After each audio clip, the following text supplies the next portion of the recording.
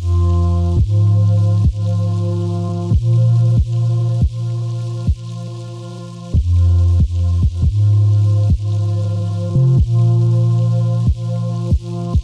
and gentlemen, it's that time again. Welcome back to the Lib&Smoke show. Hit that like button, subscribe. Oh yeah, by the way, check out our gaming channel, Lib&Smoke Gaming.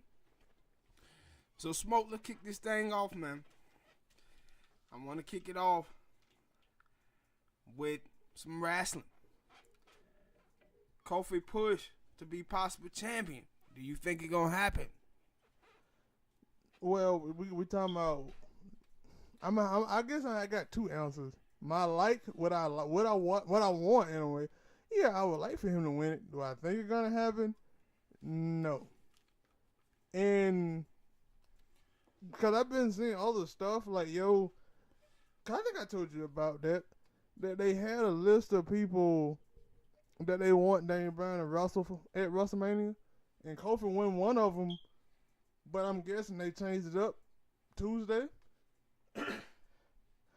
because he won that match. And I said before, I thought that going with the way that Daniel Bryan character is as a heel, that I thought they could probably do a good feud with them, because you got Kofi being the happy-go-lucky character, and then Daniel Bryan being everything that he is not. Yeah. But only time will tell. Now, the reason why I'm conflicted on this is that on one hand, I'm like, WWE do business as usual. And business as usual, once they plan something, starting after WrestleMania, they stick with it. But the reason why I say it could happen is because the WWE now is saying... you saying you think he will win? Let me finish first, brother. You I'm finna. All right, then. All right. Shit. But now, when I look at it, I say, well, they are saying they listening to the fans more. Now, the fans seem to be behind Kofi. Especially Elimination Chamber. Yeah. So, I'm 50-50. Yeah, it could happen. No, it could not. It may not. I agree with that. But the thing is, too, another reason why I say it could happen is because Kofi said he ain't doing this much longer. I was thinking that as well. Like, would they give him the title? Like, it ain't even got to be a run, but just give him the title. Because, for a month. Yeah. Yeah, that's what I'm saying, for a month. Because he has been there for the longest time, and when we talking about people... And I always tell you about that. I sometimes hate that chant of "you deserve it," because sometimes a wrestler been there a month and they be like, "Yeah, he won the title and you deserve it." How you? That be that NXT. How you deserve it? They been on watching from NXT. That's why they be saying that. I get, and now I was like, when that chant, if he wins it, that really would mean a lot. That you deserve it. Because Kofi been there for 11 years and had like one title match against Randy. And that was it. And people always talk about that being one of his greatest matches ever. But they did nothing else with it. And that's why I said, like, you watch the fans jumped on that Kofi thing immediately. Even right? back when with the Money in the Bank last year, when they put him in there, they were like, we want this now. Yeah, but see, my thing is this, and this is when the internet wrestling community says things about WWE squashing people. They have a point. And the reason why is, if you watch with Finn Balor, when they put him through those matches to make him seem like he could beat Brock Lesnar, the WWE could do that when they wanted to. Then when they did this with Kofi and put him in that match where they had him beating everybody and lasting to the end, they can make these people into stars if they want to. But the problem is with the WWE, they play favorites. Yeah, and that's why I said it was crazy, because I didn't watch SmackDown. Oh, I didn't watch that last match, but I heard it. I heard you listen to it, and I was like, I would have thought Kofi would have got put out real early, but he's staying in there, and then he was there for the last two, and I was like, when you do that, you kind of giving these fans, Cause these fans wanting to see Kofi win. You keep him in there for like if you squash him like the first person, then I don't think the crowd would be too hyped. But you keeping him in there, I'm like, yo, they're gonna keep building and building till them saying, yeah, I better put Kofi in the tournament. And see, at an elimination chamber, I knew he wasn't gonna win then, because the reason why he got the spot was because Mustafa was injured. But the way that the WWE did that match, I said, they finna create a problem now, because now the fans are going to be behind him, and they're going to keep pushing for it over and over again. And that's why I said we're about to see is the stuff that Vince McMahon and Triple H and Stephanie said that night about we're going to give the fans what they want to see. We're about to see if that's true. And I said it was funny because I told you about that. Afterward, I was on Twitter and I was seeing people already telling me, we want Kofi versus Daniel Bryan at WrestleMania. And then that fool Xavier come out there with that Kofimania. And I was like, we'll see if that happens. Like, I knew that he wasn't going to win either because I was, like, I had to think about it. They just let Daniel Bryan change that title into whatever the fuck it's supposed to be. So, like, he ain't definitely drop it now. Yeah. We ain't finna drop it now. And that was my thing. Like, they feud with each other all the way up into WrestleMania. If they get to WrestleMania.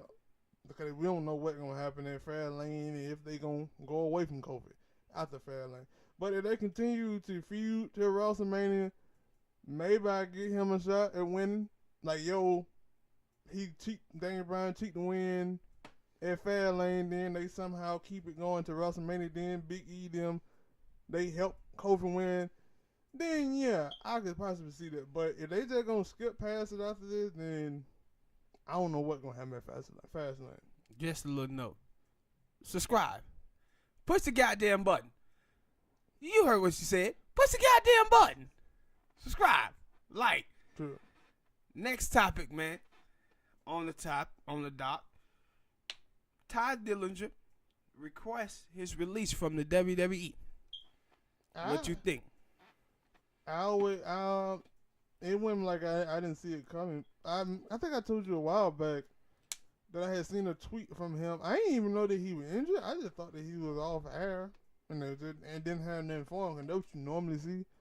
But he was like, it was a picture of him and Nakamura. And he was like, the good old days of when I was wrestling.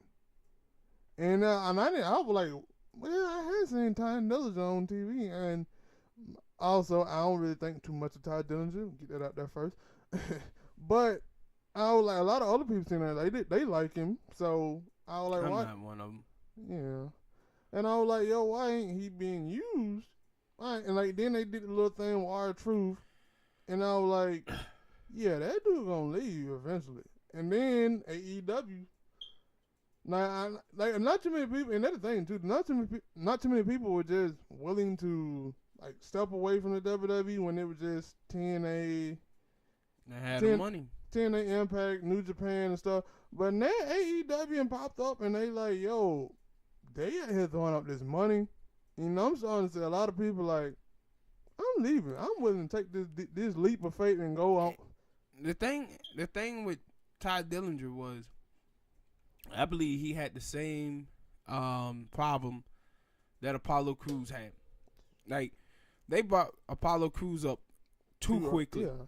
And with Ty Dillinger, I thought they did the same with him. Like, he wasn't a big guy to me in NXT. So when they brought him up, I was like, man, do they have a spot for this guy on the major roster? And then now you see that they don't. And then when them bringing up the other people, like before they brought up Aleister Black and all them the other people, Ricochet, Johnny Gargano, and Tommaso, they had brought some other people, and you had to think that Ty Dillinger was gonna fall down the totem pole again. And then they bring in the 4 top stars from NXT, which he wasn't a star in NXT, that he gonna fall down again. Now, I do remember Triple H talking about people going from the WWE back to NXT. That probably would have been his role.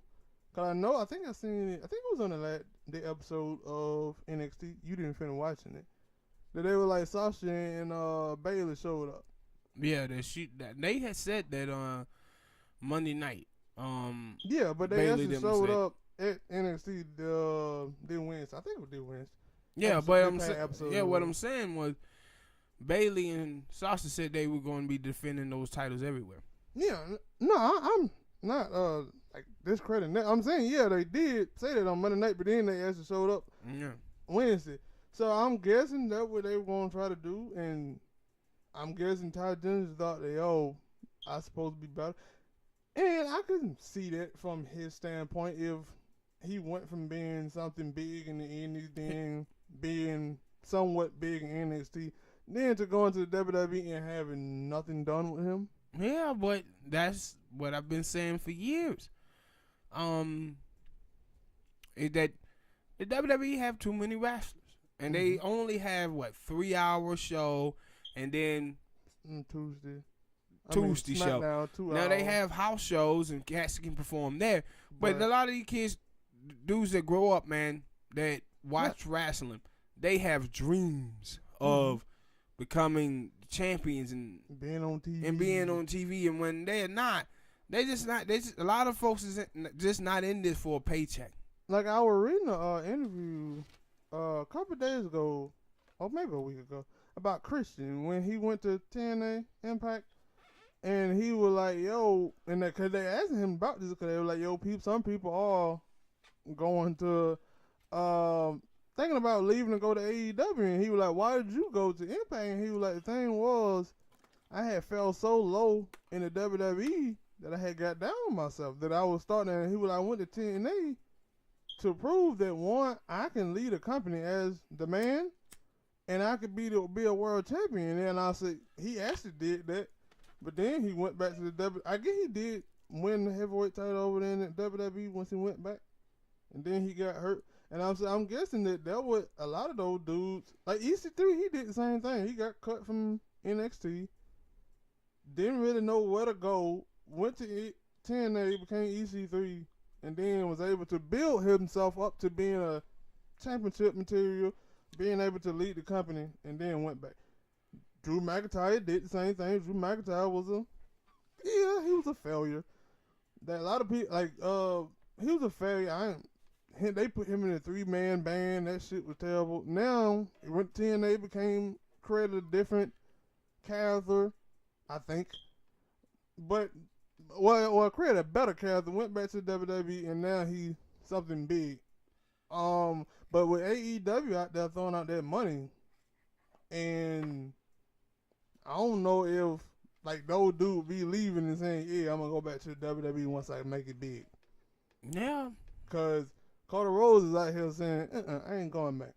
but if AEW didn't come about, would he? Would he have went back? I don't He think probably so. would have.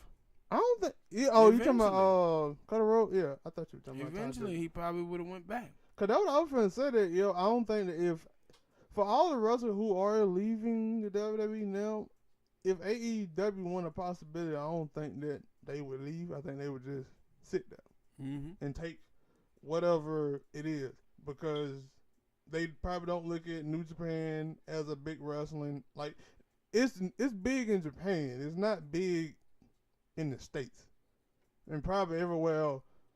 And we know about Impact Wrestling, Lucha Underground. Hell, they don't even know if they're gonna be coming back. So yeah, I would say if AEW went out here, D-Dude wouldn't be leaving. Subscribe. Hit the like button. Next topic. Scarlett Bordeaux debut Friday. What you think?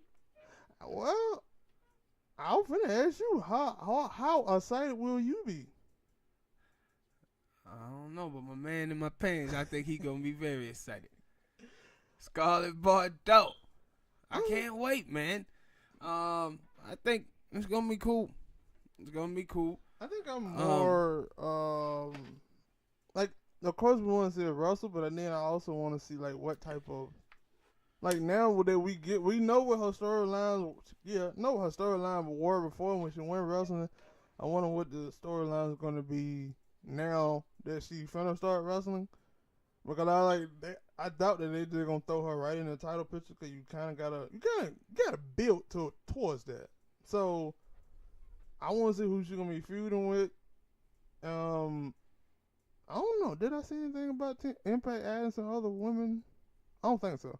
But yeah, that'll be the interesting thing that I want to see. Like, yo, cause I seen her wrestle one time, maybe on one of their Twitch account things, maybe once or twice. So it'd be in it, but I caught like parts of it. It wasn't like a full match, so it'd be good for me to catch a full match and see all the stuff that she does. Yeah, I watched the full match. I watched the wrestle Giselle Shaw, and it was a good match. Yeah, so that was like, that'll be the two things I'm interested in seeing. The storyline that they're gonna try to put her in, and just to get down and actually see a full match of her wrestle, because I haven't seen a full match. So that's what I'm interested in seeing. Yeah, and I want to see if they're gonna continue with the provocative images of her, because it did well on YouTube. Yeah, that is true. Like, you gotta say that, yo, when you talk about Scarlett Bordeaux, that shit bring views. Yeah. I think that I seen a picture. I keep seeing a picture of her when you like go to her images or anything. And, yeah. Type her name in and go to images. And I was like, in one picture, I was like, why does it look like she in a WWE event? And I didn't know that. Yeah, she was like a ex-girl one time in a match with Nia Jackson. Nia Jackson destroyed her ass. And I was like, I didn't know that back. But that's how it always be, though. With a lot of those people that show up in other wrestlings, or some of the folks that be in NXT, they play roles in the WWE first. And because when I saw, I was like, oh, so that was her. And then funny, I would watch that match. It was a while ago, but I was like, I wouldn't have thought about it today or whenever she showed. I wouldn't have thought about it. Then I was like, but that was her. That was her in that damn. It didn't want to. It was a jean shirt. I was like, that was her. And I was like, yeah, she went from getting her ass kicked, getting squashed basically, to becoming something possibly. I ain't gonna say possibly because she is big. Like I said, she got two things that are big. Yeah, being big. I said, you just look at them numbers. Anytime she, hell, even on our shit, we just put a name up. But yeah, I'm interested in seeing what she does. I think they need to build the women division up a little bit more. They need more ladies over there, and there's a lot of them on the indie that they can bring in. Yeah, that was Gail Kim. She was talking about that the thing is that the WWE is scooping up every goddamn body, because she was like, I have my eyes. Because I'm guessing she the scout for the women and stuff and want to bring them in. She was like, there's so many women out there, great Indian women, but every time I be getting ready to try to, scoop them up and get them, the WWE and got them. And she was like, so they drawing down the pool of women out here. And all. Yeah, like, but that's the thing you competing with. You competing with that money.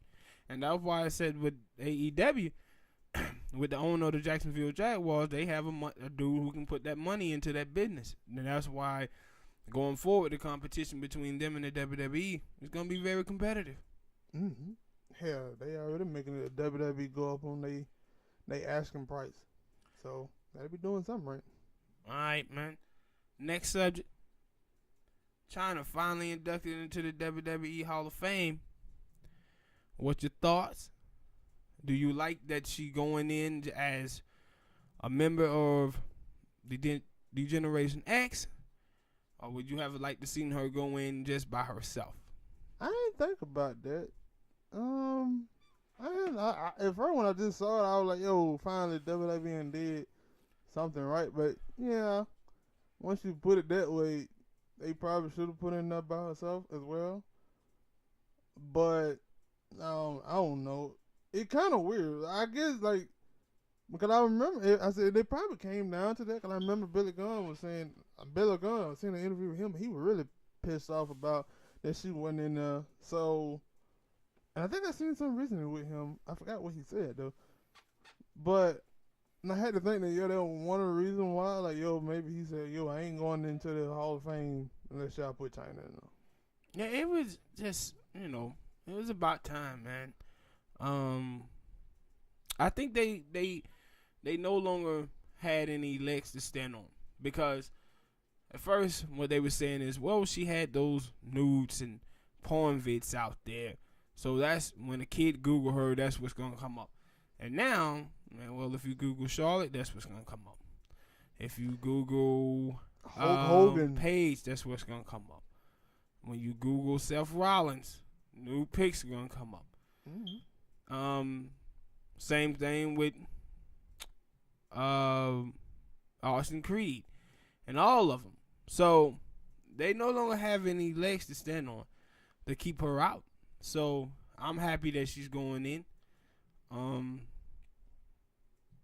Well, I may watch it this year. I think what I had seen her.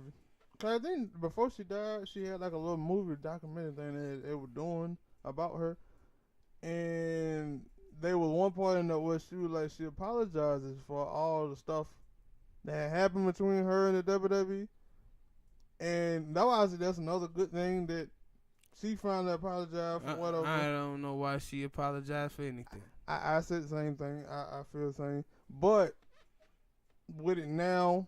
Her apologizing, then her finally getting inducted to the Hall of Fame. That might have been the thing that they wanted. Did she finally apologize? But she been apologized. China been dead now. How long? 2 years? I think so. 2-3 years now. That video had been out. So no, that ain't what it was. They just didn't want to let her in. They kept making excuse after excuse after excuse. People had been talking about her getting into the Hall of Fame. Mm-hmm. And so that why I was like, cause I seen that was funny, cause I seen that. I think they was like on like Friday, and then Monday they come out with that, and I was like, what was that? Like I was thinking that, but then you just brought up that she had been apologizing. So yeah, they probably did. And like I said, I also remember Billy Gunn saying like, yo, some bullshit and about that, and you think that Billy Gunn, X-Pac, Road, all of them dudes would be very cool with Triple H and them, and some but of them you are. had some. I've seen Joe Ross talk about this. I've seen Stone Cold talk about this. I've seen The Undertaker talk about this. A lot of those dudes in the WWE felt that she's supposed to be in the Hall of Fame a long time ago. Mm-hmm. And especially how they got Mike Tyson in there, for God's sake. Shit, the man was the man. Nah, but man, he was. I'm talking about Mike Tyson was convicted of rape. Once you started, I knew that you were going. I thought you were just naming people who really didn't do shit in the WWE, as far as just being there. Nah, I'm talking about bad shit. Yeah, I get it. Hell, like I said, they had Hulk Hogan. Had some other people in there that have done some fucking wild shit, and they kept them in there. But yeah, do I think they probably should. They probably will. We'll see if they come back around and put her in there by herself. Because you hear some, I do anyway. I do hear some women say that she was very influential when it came to the women's division because how big she was and how beautiful she was. So we'll see. You never know with the WWE. All right, man. Next topic. Would you trade for Antonio Brown? I've been going back and forth. Like, thing is, for one, I got two teams. I got the Raiders and the Packers. And when you see players like him and Le'Veon out there, one thing, and for the Raiders got a lot of cap. Most of the time, when no players out there, my team don't have a lot of cap. But now the Raiders do, and I'm still saying, I don't think my team, one of my, and the Packers got some cap room too. I don't think one of my teams are going to pick him up. Would I trade for him? It's kind of difficult because it's like, is he just having a problem because it's Big Ben and what Ben is doing, or is he just? No, he a damn diva. Yeah, he a nutcase. He a diva. And if he a nutcase, I don't know how that gonna work with him and Aaron, and with John Gruden. Like I don't know about that. Derek Carr, cool. He's in here, cool, level-headed person. But John Gruden and Antonio Brown, I don't know how that will work. So, no, I was like, yeah, my two teams, I don't think we're gonna trade for one. Well, I know neither one of my team gonna trade for him because we don't need his ass. But we don't need his ass. Yeah, that was Julio. Y'all gonna trade for AB? We don't need AB. We don't need AB. We don't need AB in Atlanta. We all right. Go on. But would I trade for him? I wouldn't. I wouldn't trade for Antonio Brown. If you were any team in the NFL? I wouldn't. I just wouldn't, man. Because talented, yes. Nutcase. Yeah, he do stupid shit. He say stupid shit. And that what my whole thing is. When you think about AB, the thing you have to remember is the whole situation with Big Ben is not what you known to see him be a knucklehead on. This shit was some shit that just sprung up last season. This dude have been a nutcase and doing stupid shit for a minute. That dude threw some shit out of a building and almost hit a woman. I thought it did hit a kid. Did it hit the kid? Yeah, I thought it hit a kid. Then he had this speeding thing. Then he had this shit in the locker room. And I think recently, he had a domestic thing where he pushed his baby mama. Yeah, I'm like, so AB problematic. Mm-hmm. He problematic. And normally I would say, talent, damn it, put him on my team. Especially when you compare the shit that he does and the shit that Odell does, and people give Odell flack for. The thing is with Odell just seemed like he want to win really badly. Yeah. And he start pouting when he doesn't. I can deal with that. Yeah. But AB seemed like a dude who more worried about his goddamn numbers and stuff than he is about winning. Mm-hmm. And that's why I said with I hate the narrative that is on Odell, because I was like, the shit don't fit. It shouldn't be there. I said, but AB, like, cause you say, yo, would you trade for Odell? Hey, yeah, I'm taking him right now. You gonna trade for AB? Mm-mm. Yeah. We're gonna have to put a leash on him or something. And I agree with him about Big Ben. You know, Big Ben is probably, for me, the quarterback I dislike the most. Him and Drew Brees. He played for the Saints. Yeah. But Big Ben is never his fault. Mm-hmm. Nothing is ever his fault. Big Ben act like a black feminist. No accountability. No accountability whatsoever. Mm-hmm. None. So I don't like Big Ben, but I don't like Antonio Brown neither, man. And now I think about it, it's shady dude. Yeah, I said it was funny that because I just thought about they was. I remember him and Emmanuel Sanders were going at it, and I said, well, when Emmanuel Sanders left and went to the Denver Broncos, he was like, yeah, finally I get to play with a real quarterback. And I was like, damn, that was bad, because Big Ben, at that time, some people still consider Big Ben a good quarterback. I said, he turned the ball over for me. But, and Antonio Brown was like, yo, man, what you mean? Big Ben is a great quarterback. And I was like, yeah, 5 years later. Now he's saying the same shit. Yeah, now you're like, yeah, I agree. But the thing is that it has to get tiring, right? Every year to play with a quarterback that says, I might retire. Mm-hmm.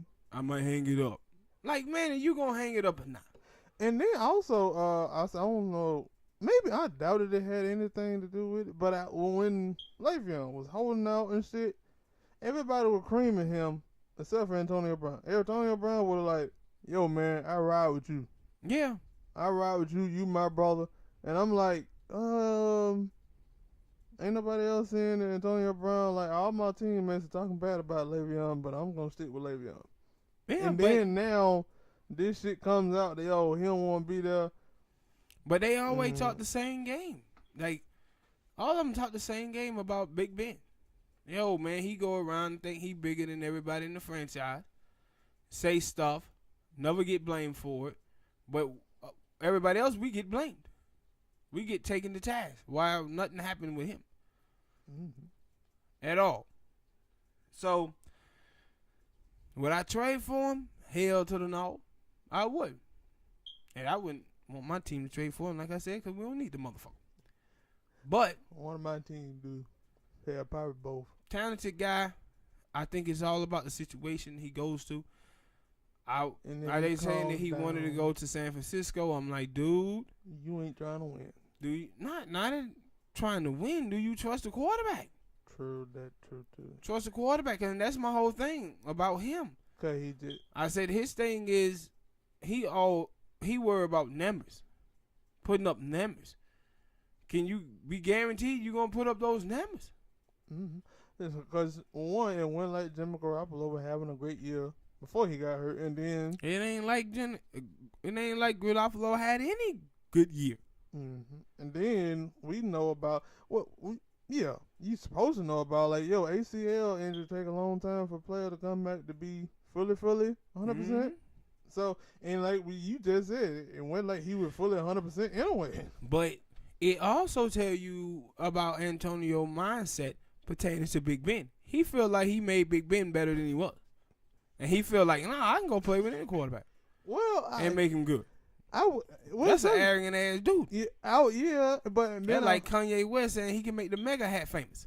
Yeah, we could talk about that. A lot of other stuff about people trying to change the narrative or some shit at a different time. But yeah, I will say sometimes when they show his highlights, and I be like, Big Ben just threw that ball up there, and then somehow AB just make a miraculous catch. Yeah. But I like I said, I think Big Ben is a good quarterback. But I don't like him. I don't like Big Ben. I don't like Big Ben. I understand. All right, man. Next topic. Will the Lakers make the playoffs? Shit, they keep playing the way they playing, they won't. And we don't. They seem to not know whether LeBron is fully 100%. He was talking about LeBron fat. I said he gained weight. Probably so. But I don't know. I think LeBron work out a lot. He probably ain't been working out. But he had that injury, though. Yeah, the other friend said he probably hadn't been working out because of that injury. So, I don't know. And people don't want to talk about that. For the past couple of seasons, LeBron hasn't been playing no defense. Like, that ain't the problem with that team, though. The problem with that team is they got a bunch of bums on there. Yeah, I mean, yeah. Alonzo Ball is not good. That nigga injury prone also. He ain't good offensively. And how you supposed to get better when you are always injured? Yeah, so that basketball team is not a very good team. It's just not. But I will say that they would make the playoff. I said just off the basis of LeBron. I think LeBron. After the All-Star game, it's gonna be what? Now 25 games they have out now after the All-Star game. I think LeBron would pull them through, but it's a first round exit. I know I was thinking about before, maybe, I don't know the last two teams of, the last two teams in the 8th spot and then 7th spot. I don't know who they are. So, depending on who those teams, I think I have heard, but I can't remember. I think of the Timberwolves and Timberwolves and Sacramento. And I don't really believe in them one of those teams, but I also don't believe in the Lakers. So I don't believe in the Lakers. I believe in LBJ, and I think he'll win enough games to get them in. I know they are 2.5 games back, so maybe they got a chance. I would say they got a good for two teams anyway. They got about 40% chance. I give them that. That's about it. But yeah, I do agree that Lakers team is terrible, and whoever they play in the first round. If they get, I don't know how the hell they would get out of the first round if they do. Because I really don't. Because it seems like every time I look up, either Lonzo hurt, Rondo hurt, what other nigga name is, the skinny? Ingram, he hurt. Yeah. All they players who's supposed to be... what his name? Is it? Clarkson throwing sex party on Valentine's Day. Who? Clarkson. Yeah. I'm going to get to that. We going to talk about that. I got that coming up on the docket, so I'm going to say that because you don't look like you know about it, but I'm going to tell you about it. Yeah, but I think the Lakers going to make the playoff. I do. I'm betting on King James. King James and King James only. That's all you got. That's all I got. That's it. And Lance Stevenson, I ain't heard shit from him. Yeah, I just ain't heard nothing else from that team. Yeah. No, but I got him in. Next topic, man. What is your favorite 90s sitcom? It's a lot. Don't steal my shit. I wouldn't go steal it. But I like it, but it's up there. It's a lot of 90s sitcom. And even this like that show, The Bundys. I didn't really know about. I didn't really watch. I ain't gonna lie. I spent most of my time watching stuff like Fresh Prince of Bel-Air, Martin. I watched a little bit of Living Single, Boy Meets World. What was the other damn show? I was the first. Family Matters. Family Matters. What was the show? With the dude who was a Christian, with Alan Thicke. What was the damn show name? Growing Pains? Yeah, Growing Pains. I used to watch Growing Pains. So, favorite 90s. I'm probably gonna have to go with something funny. Cause I ain't too much. Well, all them damn shows had some form of element of funny in it once I think about it. So, let me see. Favorite 90s. I wrote the shit down and didn't even think about my own favorite 90s sitcom. Dumbass. I'm probably gonna go with Fresh Prince because of some of the like a lot of them shows did, especially the black shows anyway. A lot of them had elements of serious topics on there, but I think the Fresh Prince hit with a lot. They had, especially with the thing with Will kind of being, he was from the hood, and then with Cards and them being from this rich, privileged area, and then you kind of see the maturations of how Will brought in the inner city blackness to their family, and it kind of changed them because at first all of them was like, well, some are like Hillary. Hillary was still uppity than a motherfucker, but Cards and you seen the maturations of Cards and character from being like kind of like uppity black, higher class, middle class black person to being more down to earth.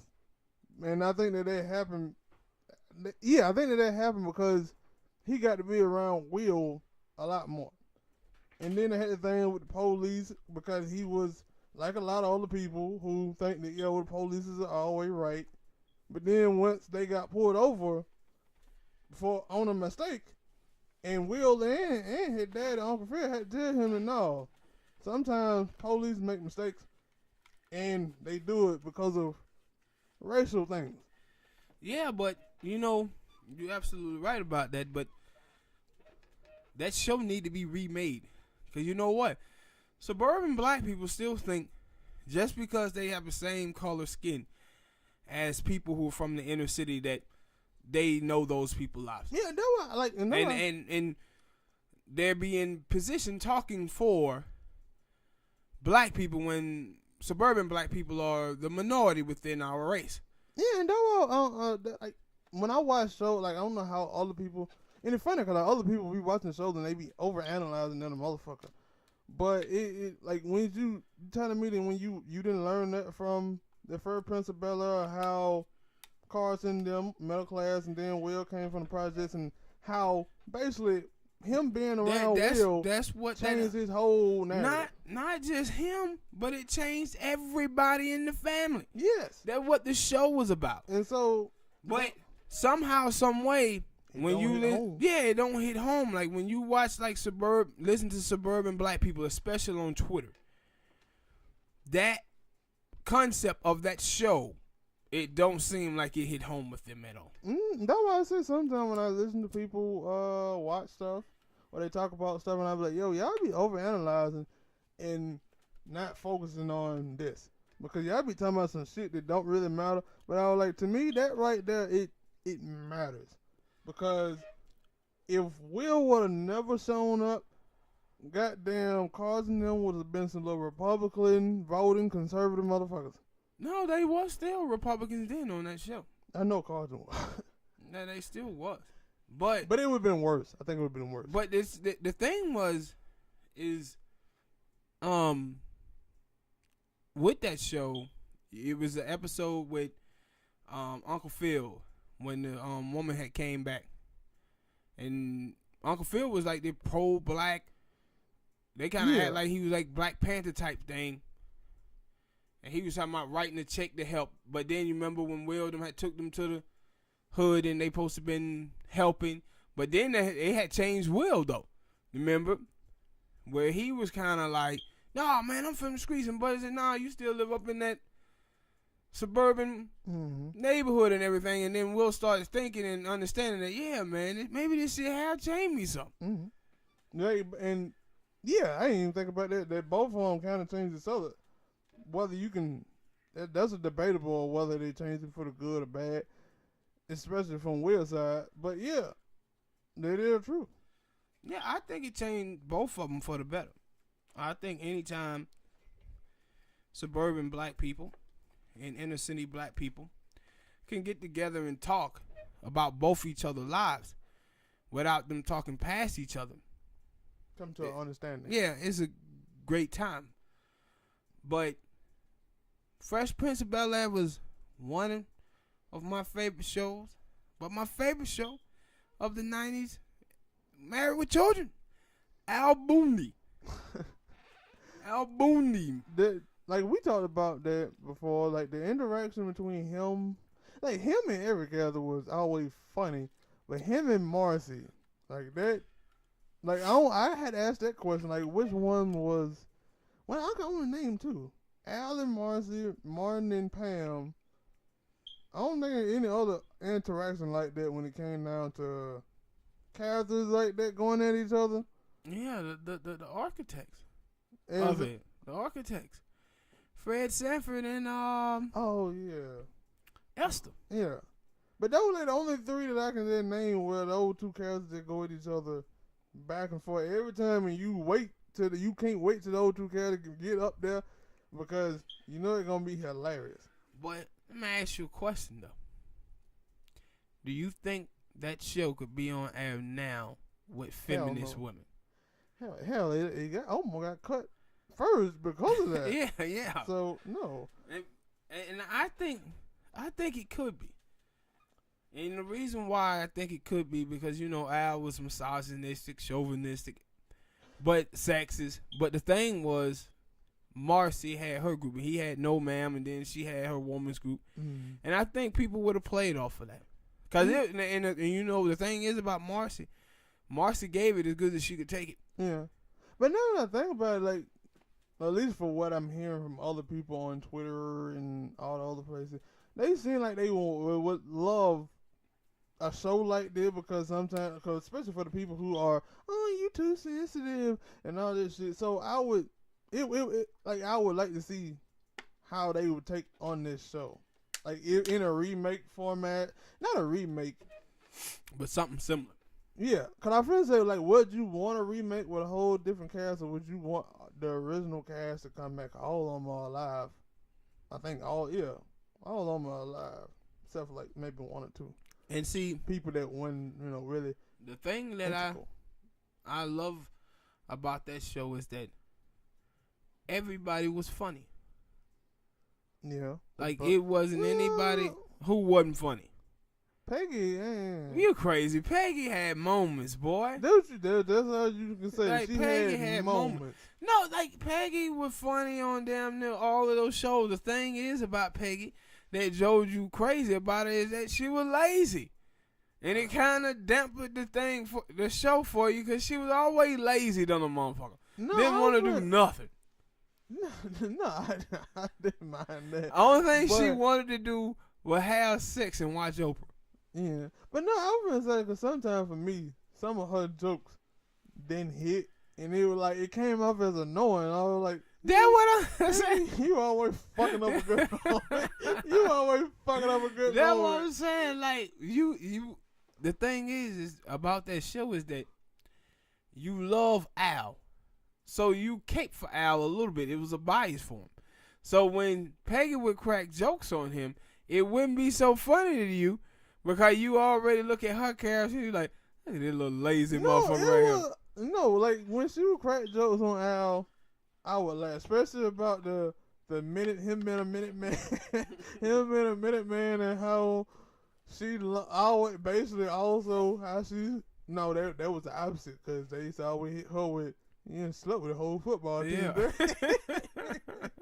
But how you remember you get the guys? You know, Tony the Tongue. Wait a minute, Pick. I don't remember having no friend named Tommy the Tongue. Yeah, but it was just sometimes some of her jokes, whether it was about Al or it was about anybody, sometimes it was like, shut up, Peg. Come on somewhere, Peg. You always fucking up the floor of the episode. And so that's why I was like, yo, everybody on there was funny except for Peg to me. I like the Peg. She had moments. I like the Peg. In Peg was cool.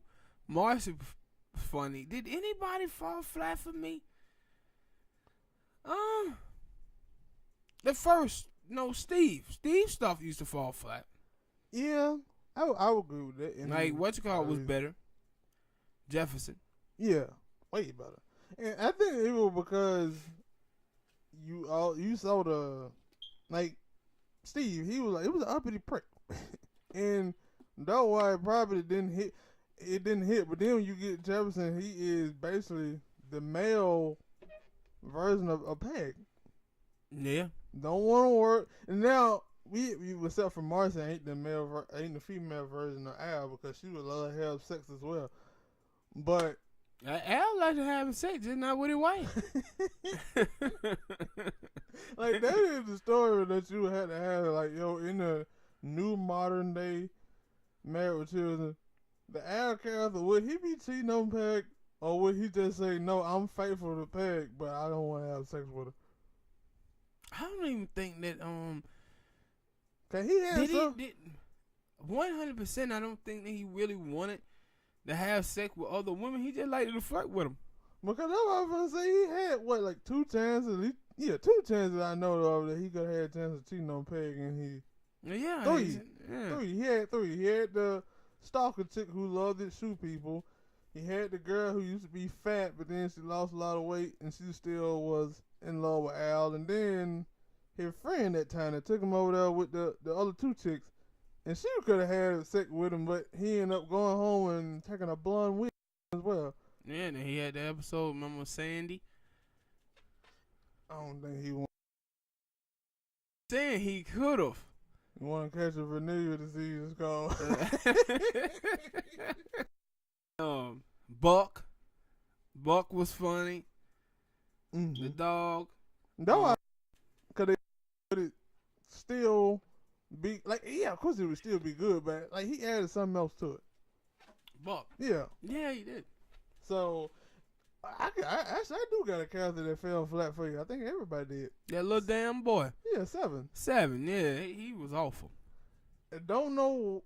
I think there might have been an attempt as trying to make the family bigger. And No, I had saw they had a I don't want to call it a documentary. Maybe it was a biography of Married with Children, and they was talking about they was just trying to bring something new to the show. And Christina Applegate was like, a couple of weeks in, we knew it was going bad because the fans hated it. Yeah, and that was like, it was just something about him.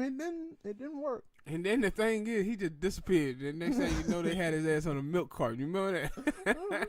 Because in that episode and it was crazy because you could kind of tell if you look at the episode when he first came in, he was heavily featured, and then later and later. You see his there like one time. And he just walked through. Yeah, and then he was like, he ain't here no more. What a little other dude, what a little other face at? Oh, he gone. And then they never said like, yo, what happened to him? I got something for you. Who was better? Bob Rooney, Griff, damn, I forgot his name. Marcy husband. Jefferson. Who was better? At what? What you mean? Just being funny. Who was better? I give. I'm gonna give it to. Yeah, I think his name is Ike. Bob Roode, the one who was really fat. Yeah, I'm gonna give it to Ike. Mostly because he went on the show that much, but when he was, he always gave those weird, like, little moments. Suspect moments where you were like, wait, hold on. If that can't calm you down, just think about Jefferson up there, and what if that don't work? Then you're out of the club. You're out of the club. I think I'm gonna go with Griff, man. And because Griff had good funny moments, and then Griff just had dumb moments. Remember when they had got fired from their job, and Al was like, "Yo, wanna go look for a job?" And Griff was like, "Nah, man, I got a nest egg." Then he came back. Like, I spent my nest egg on what? A corn dog and a big goat. That's something, man. You ain't had no like $2-3. Yeah. So he had a lot of good moments. Yeah, but that's why I said like Griff more on the show for me. That's why I didn't pick him. I like Griff as well. I like Griff and Jefferson, but Ike and Bob Roode, they went on the show that much. Yeah. And so that's why I picked Ike. And it's funny because I thought that Ike played football with him too, but there was a couple of episodes where they had like football episodes, and he went nowhere to be found. Yeah, They were like, it was just Bob Roode and some other people. Yep. But that's my favorite, man. So there you have it. Fresh Prince of Bel-Air for Smoke, for me. Married with Children. What's y'all favorite? Leave it in the comment section. All right. Next question, man. Tristan Thompson cheats on Khloe. Do you think it for ratings? Or it's real? I didn't think about that when I first saw it. I just thought about it. You dumbass nigga. That boy, I can't keep his lizard in his pants. But then I think I was watching Did Nation, and Brad was like, no. This shit here for rating. They doing this shit for rating. He took all their phones at that party, but then he somehow left the bloggers, the people who write blogs and who are cool with the Kardashians and do stuff for their TV show, he left them in there. But I think I seen other stuff. They were like, yo, that whole day of Valentine's Day, that nigga was doing nothing but cheating. Yeah, but that's what I was talking about earlier about Clarkson, his teammate. Clarkson one who threw that party, and they were like, yo, he had sex with like 7 different girls that night. Yeah, because they were like, yo, he spent the day with Khloe on Valentine's Day. He left by 11:53. And then he went to that spot, chilled for a while, drank some alcohol, then went up to a room with 2 other chicks for about 30 minutes, and then came back down. It was like, you see all these people around here? You know what? He looked like one of them dudes who got himself in a bad situation, and he didn't know how to just say I'm out. Yeah, he didn't want to just break up with her, so he said, "Shit, I'm gonna just do horrible shit until she break it off with me." And that's kind of how he doing stuff. Now did you see him with that shirt on that said "Black men don't cheat"? Then they gotta stop with that. No, what's funny, black dude said, no, we was talking about African American. That nigga Canadian. No, that also with Sean Mann. And he Canadian. We ain't claiming him. That also what that nigga Sean Mann said on they said, they was like, yo, black men, y'all know black men, we don't cheat. And they were like, what you trying to say? You trying to say Tristan Thompson ain't black? Shit, he ain't. He from Canada. Yeah, he Canadian. He Canadian. Yeah, we ain't but him. You know what? Like, to me at this point, it don't seem like people understand why black dudes say that. When black dudes say black men don't cheat, what they're trying to do is tell women they got to be accountable for the choices that they make. See, black men don't cheat. White men don't cheat. Asian men don't cheat. Latino men don't cheat. But immature boys who is in men body cheat on women. That was but the thing is, women have to take accountability for the douchebags that they choose to date, bro. That nigga daddy came out and said he like when your daddy say you ain't shit, goddamn, listen here, ladies. If you ever go over your man house and hit daddy like, you know my son ain't shit, you probably want to believe that nigga, man. You might want to believe the daddy, ladies. Don't you be messing with no man if his mama and daddy say he ain't shit. You over him thinking you know better than them. They been around that boy their whole life. They know he ain't shit. And we were just talking about Antonio Brown and all his history and why we wouldn't want to trade for him. Well, I do the same thing with women and dudes. And going by Tristan Thompson's history is he got another baby mama. But that's my point. That's what I want to ask you about. Do you feel bad for Khloe, which I know you don't. But but let's just say you did. You did.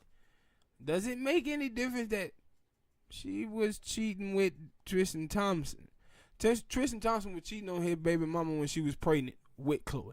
What goes around comes around. I didn't know it was with Khloe, but if it was, yeah, it was. Then yeah, but that's that thing. I always do say that when I see this stuff. It's like, yo, you what the saying is, you get them, you lose them how you got them. Yeah. So you got to be worried of that. And that's why I said, like, that dude daddy said he wouldn't hit no shit. His daddy said, I hope she know she having a baby by my son. She got 2 kids now. Mm-hmm. My son ain't nothing but a kid himself. And that friend, Kylie's friend, you got like, well, she ain't a friend no more. She ain't no more. Bad wrenching. And it was funny because they were killing her on team. I said, because I don't pay attention to their ad.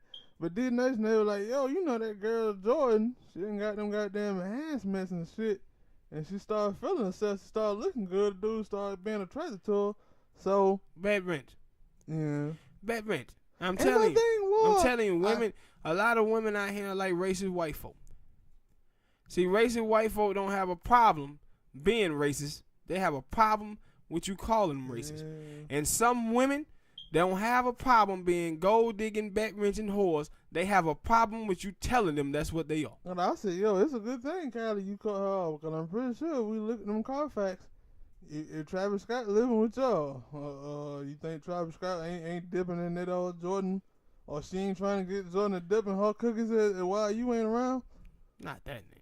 Yeah. Not Travis Scott. Travis Scott look like one of them dudes who be happy just to get some pussy. Not Travis Scott. Maybe. Cause I was like, nobody was like, yeah, she used to live with Kylie Jenner. I was like, really? Yeah. Like they were like they really, really good friends. And that's why I said like not no more. They were talking about with they were like Kim. Like Kim said she felt betrayed by them. I was like, you should. That was your sister friend. And she over there sleeping with they got, I'm telling you, man, they need to change their Kardashian name, the Kardashian name to Jerry Springer. This shit is like a soap opera. This is a Jerry Springer show, man. Because you gotta like Jerry. Yeah, cause you look at that, you're like, yo, if anything, Jordan, you supposed to be snitching on him, saying, hey, you know that nigga was over there kissing on another woman. Who? Well, I don't want to say nobody's names, cause I might feel bad. It was me. And that's how it was. It's crazy. I was like, this is bed wrenching, man. This is bed wrenching. That's all this is bed wrenching. Mm-hmm. And I don't like bed now, wrenching. Khloe, because obviously, like I said before, he got one of the dude comments on Twitter was horrible. He said Khloe is with a dude who 26 years old working, worth millions of dollars, and she looked like Babe Ruth. Of course he cheating. That was That's my thing cold. as well. It was like, yo, there used to be a thing about people calling her the ugly Kardashian. I guess because she lost weight. I mean, hell, Lamar Odom was dating her before she lost weight. So, and you know, some niggas just don't give a fuck. They'll hit anything. But I guess you thought you lost weight and people started talking about you more that you had came up. No. She thought she came up. She invested in a bullshit ass man and it backfired. That's what it was. It backfired. And my thing is, because she dated dudes like that before. So many chicks don't learn. Because she dated James Harden, except James Harden was smart and said, I ain't going to impregnate your ass. But this dumbass. But my thing that, yo, he ain't already done that. He ain't showed his hand before that. Yo, he impregnated his first baby mama. And what he do? Start cheating on her. Yeah. So you really thought that, yo, after he impregnated you, he just going to stop cheating. Yeah, bad. Like, and that's why I said just, the boy daddy said he wouldn't shit, all right? Mm-hmm. And now you stuck with a baby. Now you probably, of course, you love your kid. Yeah, she ain't gonna be, like, it ain't the same. You know, I know where you going with it, but she got money and he got money. She gonna be fine in that situation. But man, she fell in love with a dickhead. No, but what I was gonna say is Yeah, they were towards that. But also, I think that most women in a way, that when they have a kid, they want to always stay with they want it to be the family thing. And now, but shit, I guess you can still have it with a step dude. But I guess for some people, they want their original baby's father. Everybody do, but that's why. That's why you pretty much have to do an investigation into people, man. You cannot Especially allow physical attraction be the thing that overtakes you. You gotta focus on the personality, character, morals, and values, man. Yeah, and if you ain't focusing on those things about somebody, and you focusing on, if you're a man and you focusing on tits and ass, yeah, your ass headed down a bad road. If you're a chick and you focusing on whether a dude got some money, yeah, you headed down a bad road. Better start focusing on people, personality, character, morals, and value. Because if not, see, the thing is when you talk about, yo, I want a girl who look like this, a girl who look like that, a girl that I can watch this TV with, this TV show with, this movie with, what you asking for is a good time. You know what the problem is with good time? They don't last long. They don't last long. That's the problem. That's the same thing with women. Women be telling me, I want a man who got this much money. I want a man who got that much money. Look him, boo. Who could take me here, take me there. Your ass is looking for a good time. Good times don't last long. People who get married and be together, man, for ever or long ass time, those are people who focusing on personality, character, morals, and values. At the end of the day, when you talk about marriage, what marriage is being with someone that you can tolerate, where you can get up in the morning, look over, and not want to vomit. That's what marriage is. That's what marriage is, man. Put up with your shit and deal with you. But people be looking into the wrong thing for people, and that's how they end up in these bad situations. And that's what I said for her, like, because he been an ain't shit dude for a minute. That's what I was saying. Like, it's hard for for ordinary, like, his track record is public. You know about this. Now, not everybody track record of whether they cheated on somebody is public knowledge, but you notice that he cheated on his first baby mama. Or with other people, you know that they have cheated on their spouse or whoever before. So when you go in this, you gotta be like, 50-50. This dude or this woman had changed. 50-50. They ain't. Yeah. All right, man. Next subject. Anthony Joshua versus Gerald Big Baby Miller. Anthony Joshua first fight in the United States of America. Fuck this fight. Yeah. Like, Anthony Joshua probably going to win. The question I want to ask you is, do you think that this fight is going to lead to the fight between him and Wilder? That what I would wonder myself as well, like, because I think that was the first time, like, when the Wilder and Joshua fight was almost got made and possibly got made, and then it kind of went away. That was one of the things. Deontay Wilder was like, yo, I'll go to, where that nigga from again? Anthony Joshua. Is it UK? I think so. UK. I don't know what one. But he was like, yo, I'll go over there and fight him over there. And they were kind of like basically saying, yo, he don't want to come to America and fight. So when I seen it, yo, he finally going to come fight this dude in America. And I was like, is this kind of like a teasing of him, yo?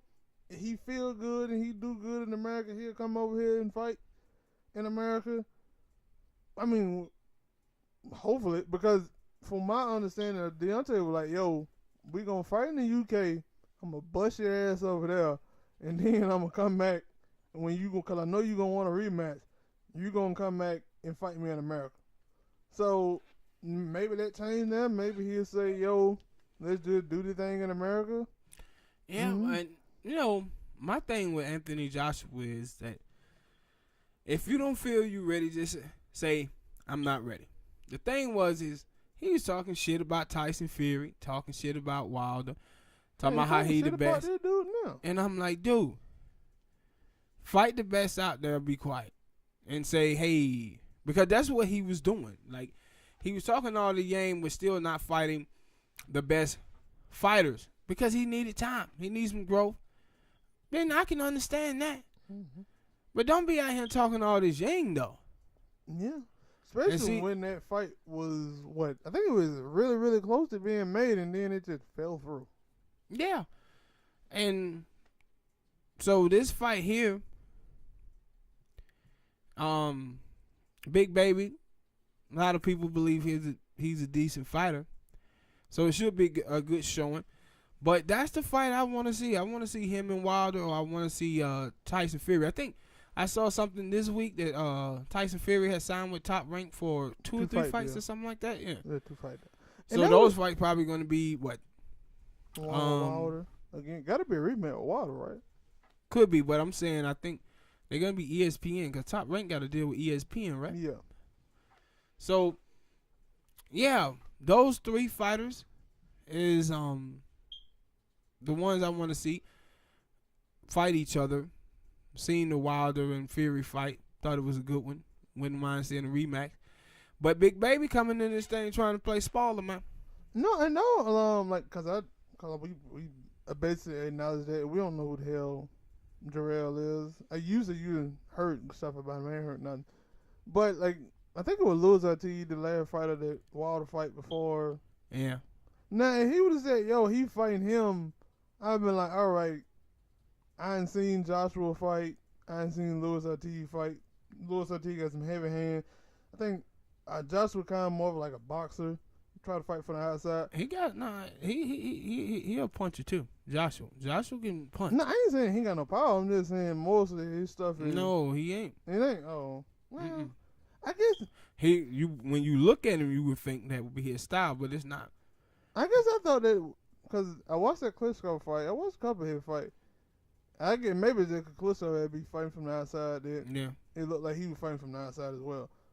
But yeah, that's why I was like, because I know those 2 fighters. Like maybe that dude Jarrell, like you said, maybe he might come in here and be spoiled up. That's what I'm saying. That's what it is. He trying to play spoiler, but I have to believe that I'm taking Anthony Joshua in this fight. I think he's gonna win it.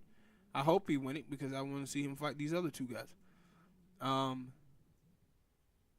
Okay, go ahead. It sounded like an old woman moaning. Yeah, I heard that too. That's all the way.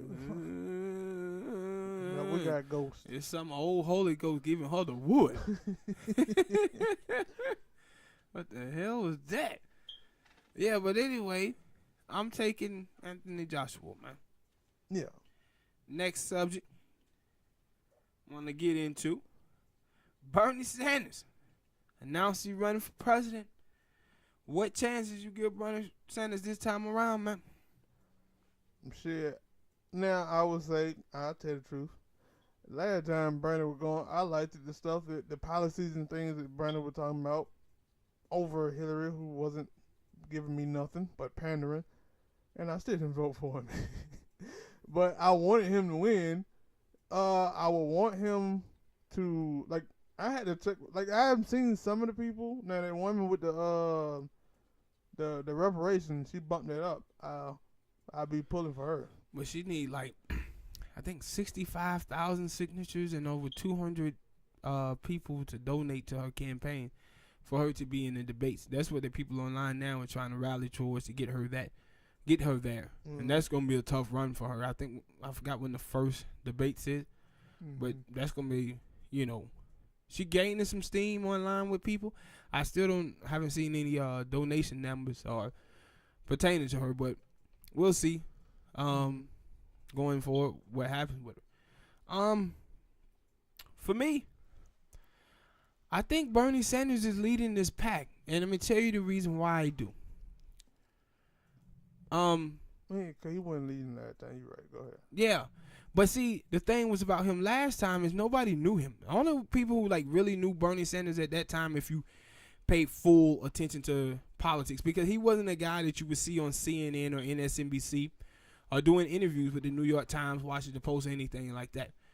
But you had to tune into like Free Speech TV. He used to be on Tom Hartman's show all the time.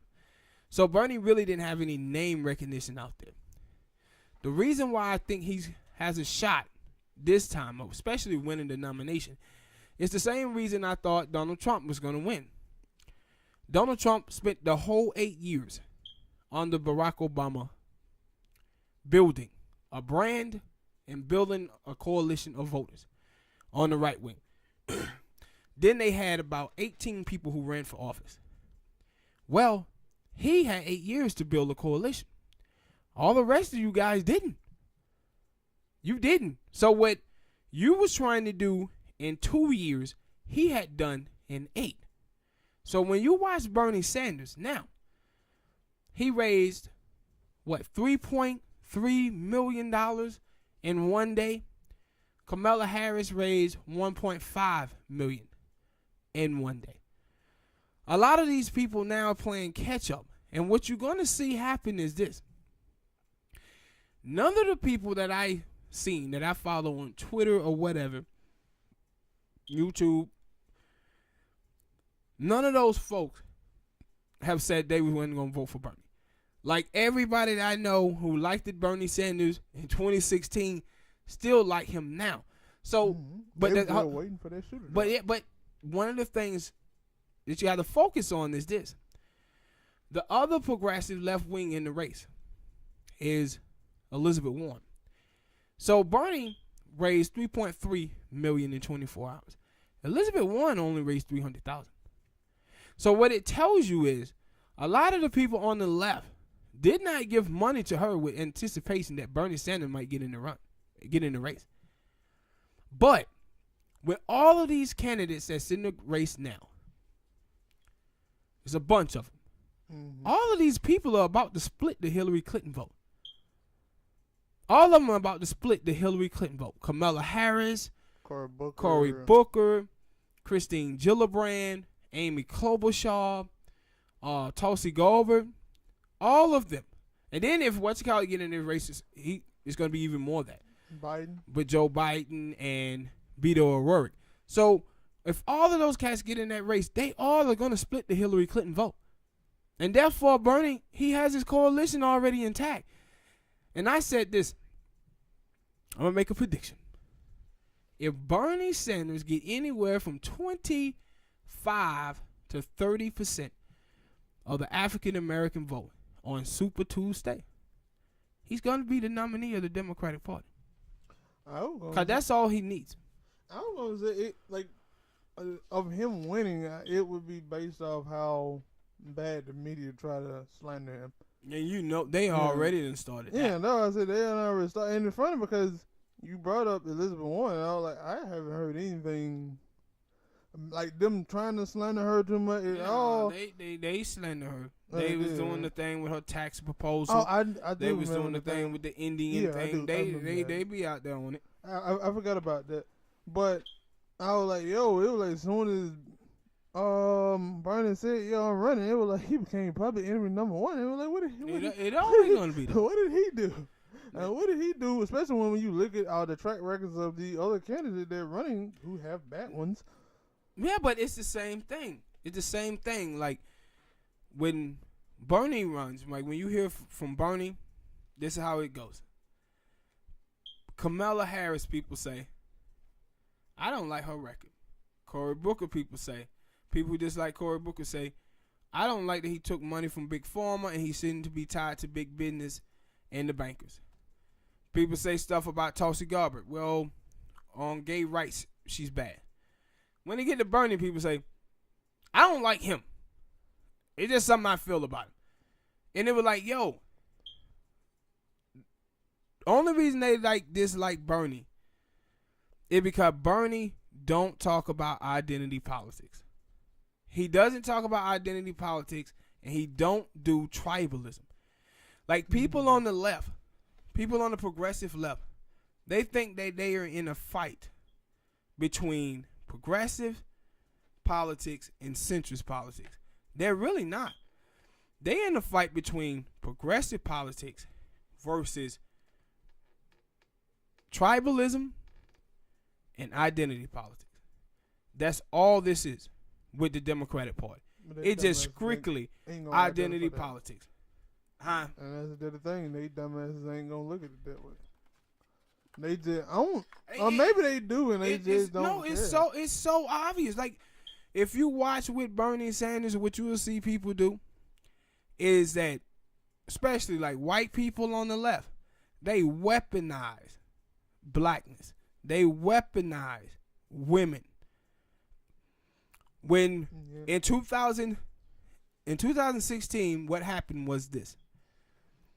the white men who did not that did not like Hillary Clinton because of her record, they called them Bernie bros to make them sexist and misogynistic. The women who liked it, Bernie Sanders, they said, you know what? It's a special place in hell for women who don't vote for Hillary Clinton. And also said, you know what? Women are only voting for Bernie Sanders because the guys told them to. See, this is like a lot of these feminist women, bro. A lot of feminist women practice misogyny themselves. One element of misogyny is to erase women voices. Feminist women will erase women voices who disagree with them. Yeah. They totally erase all the women on the right wing. But then with women on the left, they erase them too. See, they be like, oh, Bernie's people, they attack black women. And I'm like, okay, since y'all seem to be caring so much about black women, why wasn't y'all saying anything about the Hillary bots that was attacking Nina Turner? Because they were really racist against her. But I didn't hear anybody's tweet or say anything about the attacks on Nina Turner. So, and then it always, listen to black women. Well, Nina Turner, a black woman, how come y'all never listen to her? Yeah, many other black women on Twitter who are saying, yeah, I don't ride with Hillary Clinton. Or then now that we ain't riding with Kamala Harris. But y'all just want to let those disappear. And that's why I said people are always talking about the racism of the right wing. They never talk about the racism on the left. Yeah. Because a lot of white people on the left wing be using black people, using Latinos, and weaponizing our race and gender against other people, man. And like one of the things that a couple of people who they constantly attack is Mike Taibbi, David Sirota, and Greenwald. And the stuff that they say to them, some of the white people say to them, it's amazing. They be like, Greenwald is so white. I'm like, y'all white, motherfuckers. How the hell y'all gonna say Greenwald is really white like y'all ain't white? And oh man, black people, black Twitter ain't having none of this Bernie stuff. Like, it's black people who vote for Bernie. And this is the whole thing, like in 2016. In 2016, all these people were talking about, especially white people, oh, Bernie Sanders have no black voters. And I'm looking at them and saying, do Hillary Clinton have enough? Do she have enough? Because Hillary Clinton got less African American and Latino voters than any Democratic nominee in the last 24 years in the primary. But they were too busy trying to laugh at Bernie not having any black voters. But Bernie still had voters, black voters who was under the age of 35. Be young vote. Yeah, they just count them out. But guess what happened in the general election? In the general election, 46% of African-American young voters didn't vote. 43% of Latino voters, young voters, didn't vote. And 35% of young white voters didn't vote. And now they'll try to tell you, that's a lot. But they try to tell you that, oh, it was Russia. It was Russia. Now, well, in 2010, blacks and Latinos didn't vote. 2012, Barack Obama lost 4.5 million voters. A third of it was African American. 2014, African American didn't vote. Was the Russia playing a role in those elections too? Was they playing a role then? And that's what I'm saying about these people. No, they're just making an excuse that they picked the bad candidate in Hillary Clinton that lost. That's what they're mad at. And so many people was out here telling them this. And like, now I said them motherfuckers, that's just arrogant and say, we know it right. But if you watch now, Spank, the same weaponizing, the same weaponizing that they did against Bernie Sanders in 2016, people who's on the Hillary Clinton wing of the party, the pundits on television, on MSNBC and CNN, and the ones online, they're now doing the same thing with Kamala Harris. They weaponizing her gender. They sit up here talking about, man, these people are sexist. Black men are sexist. No, black men are focusing on her record. Focusing on their record. I said the same thing that they did to white males, calling them Bernie bros. Now they done it with Kamala Harris and black men now. And I say it got to get to a point where people on the left wing have to start understanding that one of the reasons why I think Bernie Sanders lost to Hillary Clinton, because I think he was too nice to her. Never ran a negative ad against her at all. But the left, progressives on the left must start to understand that the people who's in power in that party don't look at you guys as one of them. They look at you as an insurgent, as an outsider. And you must start treating them back the same way. Mm-hmm. Because they go harder at people like Bernie Sanders than they do Republicans, man. Isn't it crazy? But I had to start looking at the government, the politicians and stuff. They supposed to be for the people, but sadly, they don't show it at all. Yeah. They don't show it at all. They base the thing is, we know what's better. We know we say that, we want, black people say we want reparations. They say, no, you don't. We know what you want. You want this, you want immigration. No, they say, no, what you want is individual racism. Right? Yeah. They'll tell you about Republicans being racist all day, but won't tell you about the racist policy that they be pushing on the African American community and Latino community. They won't tell you about that. Mm-hmm. Like, we had Black Lives Matter, 5-6 years, not one policy measure passed, none. But they what do they do though?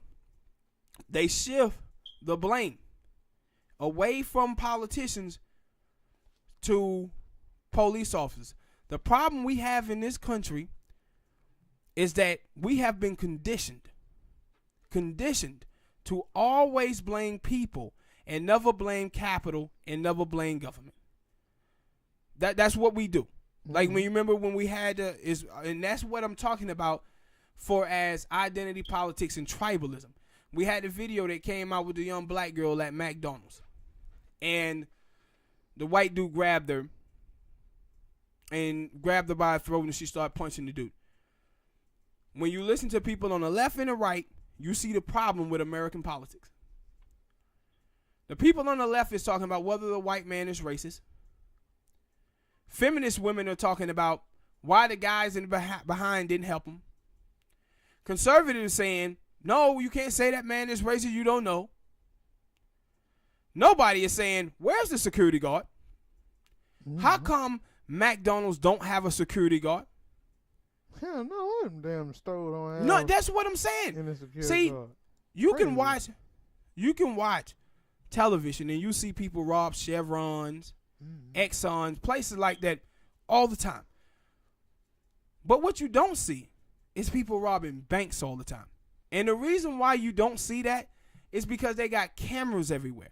And then they have security guards. And then if you happen to get away, they put little ink bags in the money so it explodes. They protect capital. But you can go out right now in America at 2 in the morning and walk into a Chevron and it's a goddamn 19, 20-year-old girl in there by herself. Mm-hmm. Because they do not give a damn about low-wage workers. I never thought about that. Like, I have thought about that about some places that the places that don't have like metal detectors. Yeah.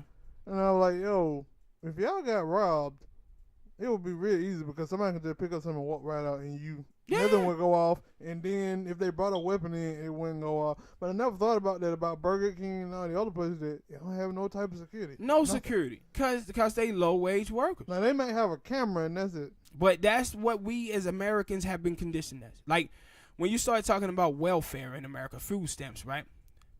You have places like Walmart. And Walmart, the Walmart family alone have more money than the bottom 150 million Americans. Walmart costs, I think it's like $42 billion. It's a lot of money a year that Walmart costs American taxpayers. Instead of us blaming Walmart bring in all of this profit, all of this money every year.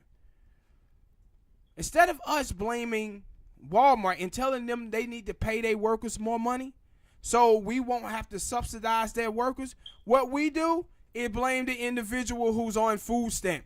These people are working 40-some hours a week. Mm-hmm. If you're working 40-some hours a week, you're supposed to get a livable wage. Yeah. A livable wage. But no, what we choose to do is blame those people. We blame the individuals while we let capital and government get away with turning all of us against each other by pulling these labels on us. Mm. But what you see in America, that Americans have to start owning up to is this fact. That white people in America have 90% of the wealth and own 96% of all the land. True. But out of just white wealth, 11% of white America has 77% of the wealth, while 89% of white Americans is splitting just 23% of the wealth.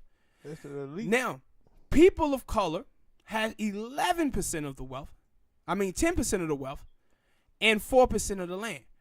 But what you see constantly happen in America is those people fighting identity politics and tribalism for its party politics that keeps us in this place. We all are being robbed by rich people and the elites, but they keep us fighting against each other while everybody's lives continue to get ruined. Let me tell you something about white people real quick. In 1982, it was 81, 82, the bottom 50% of white Americans in this country had 47% of the wealth. Now 89% of them is splitting just 23% of the wealth. That's crazy. You said 89 to 49 now. No. In 1981, 82, the bottom 50% of white Americans own 47% of the wealth. Now 89% of white American is splitting just 23% of the wealth. But listen to who white people are talking about. White rural people. You know who they pointing the blame at? Immigrants. Yeah, black people. We ain't got your money. Mm-hmm. Your white people are the ones who took your money from you. Right, wrong with your land. That's who took your money from you. While they was telling you with the Southern strategy to blame black people and immigrants for taking your money away from you. Taking your job. They was back pickpocketing your ass. Mm-hmm. The greatest thing ever said by a president, Spank. Lyndon B. Johnson. Lyndon B. Johnson, you know where I'm going. Lyndon Johnson said, in America, you don't have to pickpocket a poor white man. You just have to make a poor white man think he better than the highest black man, or give him someone to look down upon, and you can he will happily open his wallet and give you all this money. He said that about white people, but the truth of the matter is, Spank, he could have said that about every race group in America. Mm-hmm. Because what the Southern strategy did, the Southern strategy taught white people to look down upon blacks, Latinos, right? But you watch blacks, Latinos who are upper middle class. What you'll see from them is that they never compare themselves to their white counterparts. They always compare themselves to poor blacks and poor Mexicans. Mm-hmm. Why? You know why that is? Because the black middle class without appreciating assets only have $1,700 net worth. Black. Go ahead. 7 out of 10. Come on. 7 out of 10 African American children born into a two-parent household middle class fall back into poverty. Black women between the age of 20 and 49 with a bachelor's degree only have $1,000 net worth. 98% of black women businesses only have one employee. Only 14% of African American that graduate college will own a home in their lifetime. The Mexican middle class without the car and the couch is only worth $4,300. Black people, 41. We've been voting for the Democratic Party for 50 years and made zero economic gain. We on par now in 2053 to have 0% of the wealth and 0% of the land. That's the reason why it ain't no such thing as a middle class right now, right? Yeah, like you got 78% of Americans living paycheck to paycheck, 40% of Americans is one paycheck away from poverty. Now I want you to think about that. If your ass is living paycheck to paycheck, you working poor. You see, they're now telling us that you middle class status by salary. Salary means nothing. We're talking about wealth. If you don't have enough money to put in the bank and save, then you're not middle class. And this is what the problem is with blacks and Latinos. Blacks and Latinos in this country have middle class cars, middle class homes, and poor people bank accounts. And the difference between blacks and Mexicans is blacks and Mexicans were made the permanent underclass in the 1930s with the New Deal when they was held out of it. Right? Mm-hmm. So white people, they have inheritance. 65% of all the wealth in America is inherited. So the money just keep falling generation after generation to groups, to white people. That's the thing that makes them different. So white people may own their homes, but they have no money in the bank. And the elites have done this. They have robbed us. Like blacks and Mexicans and Latinos never had nothing, but they've been robbing white people since 1982. But how they do this is by having us fight against each other on identity politics. But the problem is the left wing today, a huge portion of the left wing, is nothing but tribalism. Nothing but identity politics. And it's hurting the country badly, bro. Mm-hmm. But that was, I guess it's a good thing of people actually finally waking up to this and trying to do something. Some, not all. Some. Some are still, they like to claim that. That's why I say I hate that word of being woke, because these niggas are sleepwalking. Still sleep. That's why black people, we woke. You got up, but you still Y'all asleep. voted for Bernie. Y'all voted for Hillary Clinton over Bernie Sanders. Y'all ain't woke. You still sleep. Mm-hmm. You still sleep. And now, where it's clear that it's somebody, like, for all those people, that, cause it look like it's a clear consensus from the media that they want Kamala Harris to win.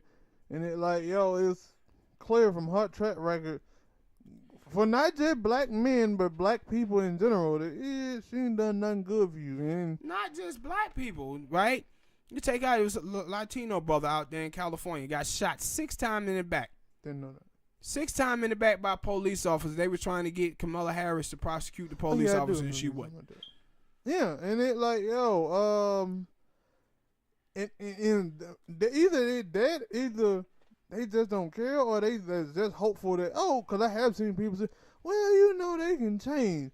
No, see, see, when people hit you with that bullshit, these people can change. What they basically trying to tell you, Spank, is, listen, man, we want to vote for her because she a black woman.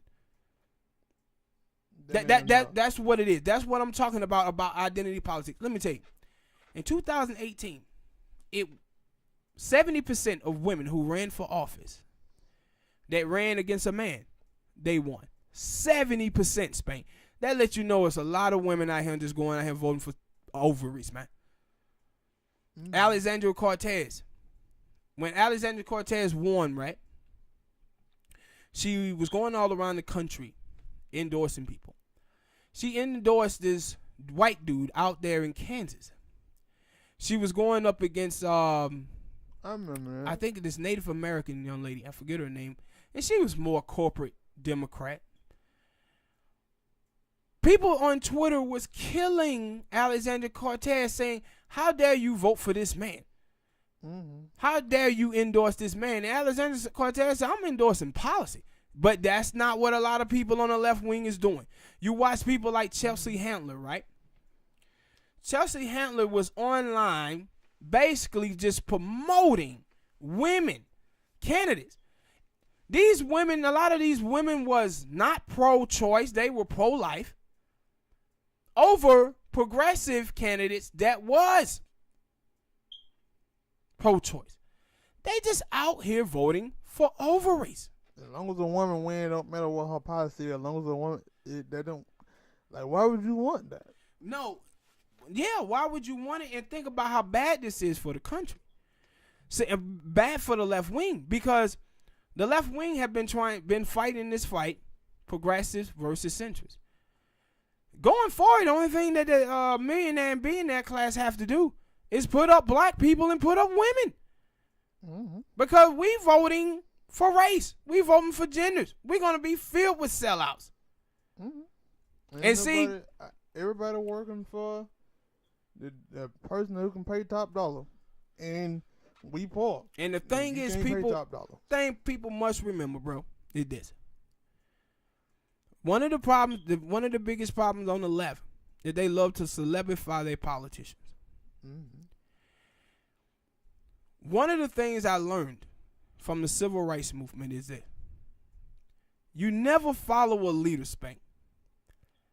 Not ever, Smoke. And you know the reason why? It's because a leader can be assassinated and a leader can be bought off. But an ideology, it can't be. When Osama bin Laden planned the 9/11 attack, he lived the rest of his life in exile. Did it stop Al-Qaeda? Did it stop ISIS? No. When he was murdered, they still out here going to work. Why? Because they was never following a man. Mm-hmm. They were following an ideology. But you look at black people, though. And what you see is that black people was following a man. When Martin Luther King Jr. was assassinated, the civil rights movement died. Yep. When Martin Luther King Jr. was his last days, he was fighting the Poor People campaign. Martin Luther King Jr. once said, he said, I come to the realization that the white moderate in America is the biggest obstacle in the way of the freedom of the Negro, because they too busy focused on order and not focused on justice. Then he said, in America, if America ever going to get truthful about the plight of the Negro, you're talking about billions and billions of dollars.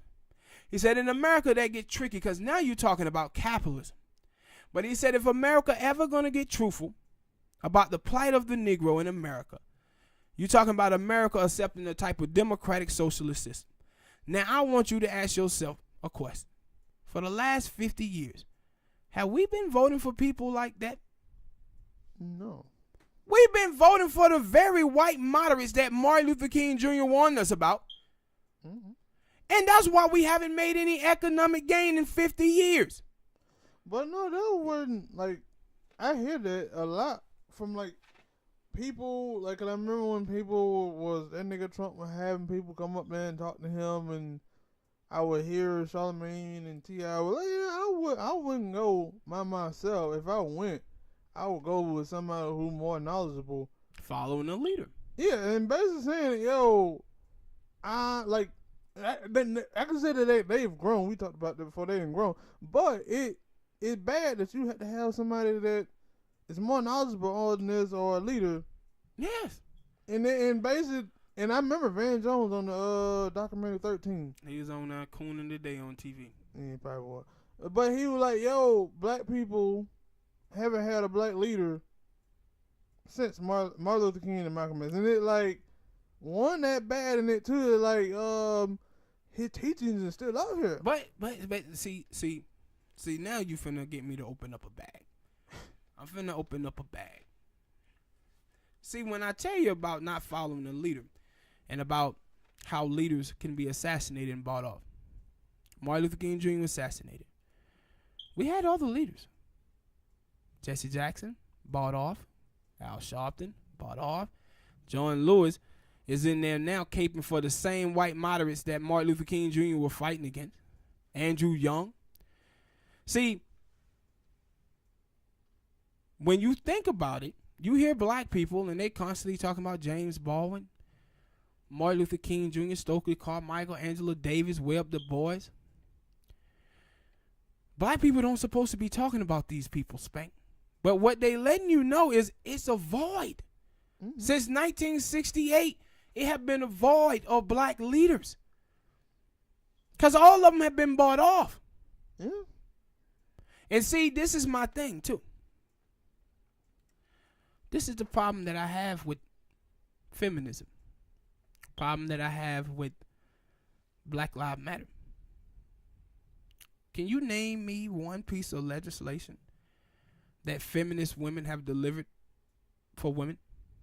Did they get tougher domestic violence laws? No. Tougher rape laws? No. Equal pay for equal work? No. Tell me who is feminist women talking to. See, they have a women march. See, when Martin Luther King Jr. them was marching in the 60s, they was talking to somebody. Know who they was talking to? John F. Kennedy, President. LBJ, and Bobby Kennedy. They was putting the pressure on the Democratic Party. Who do you see feminist women putting the pressure on? You know who you hear them constantly talking about? Individuals. Like I said, they're conditioned to always blame individuals, never capital, never government. Feminism is in the pocket of the Democratic Party.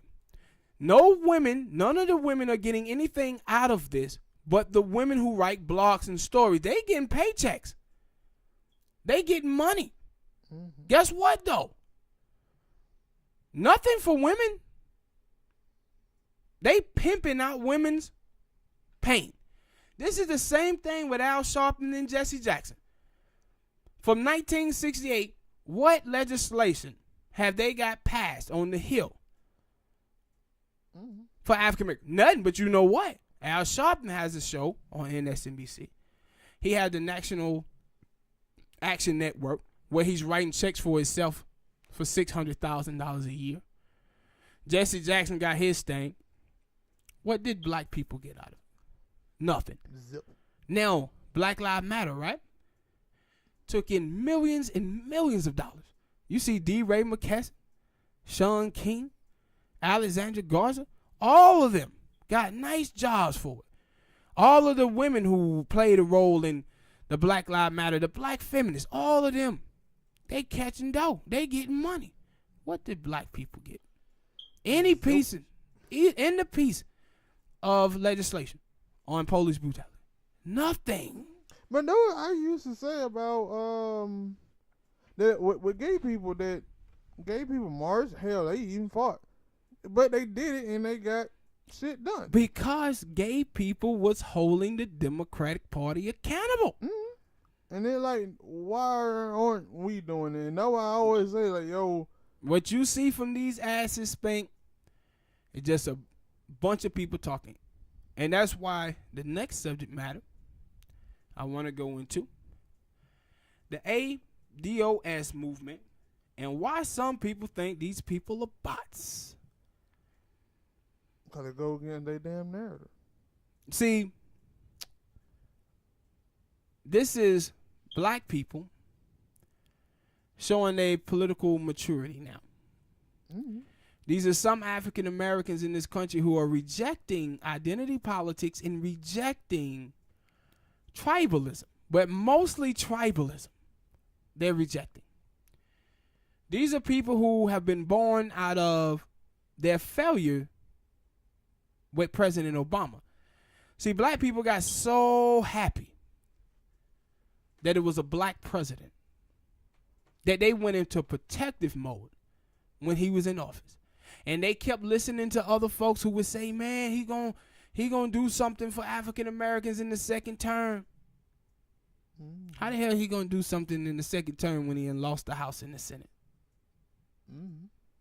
See, when they supposed to put together a black agenda, they allow for the black people in the media to fool them. The Selena Maxwells, Simone Sanders, Van Jones, Melissa Harris Perry, Joy Reid, Al Sharpton, all of these shills for the Democratic Party to tell them, no, Obama gonna do this.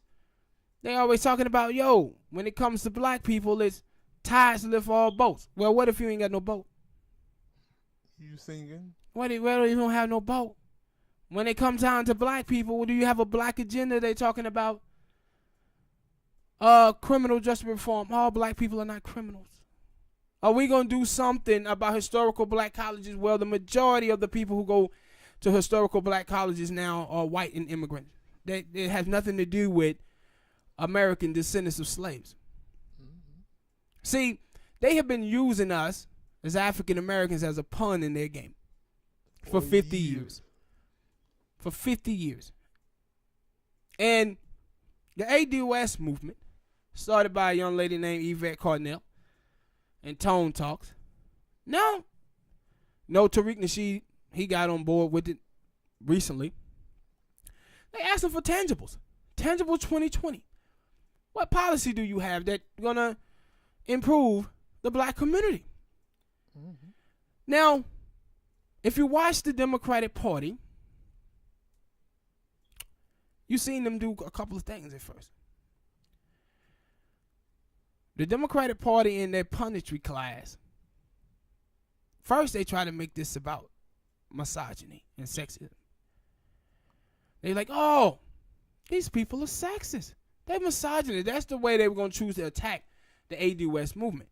But then the black women started speaking up, and that's who was the first women who was criticizing Kamala Harris. Black women was taking her to task about her record. But again, like I told you about feminist women, they're some of the biggest misogynists on the planet, because what they would do is erase women's voices who disagrees with them.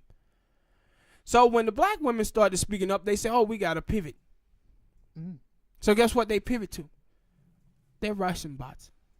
Now, if you watch Yvette Carnell's show, or Tone Talks, or yeah, Tariq.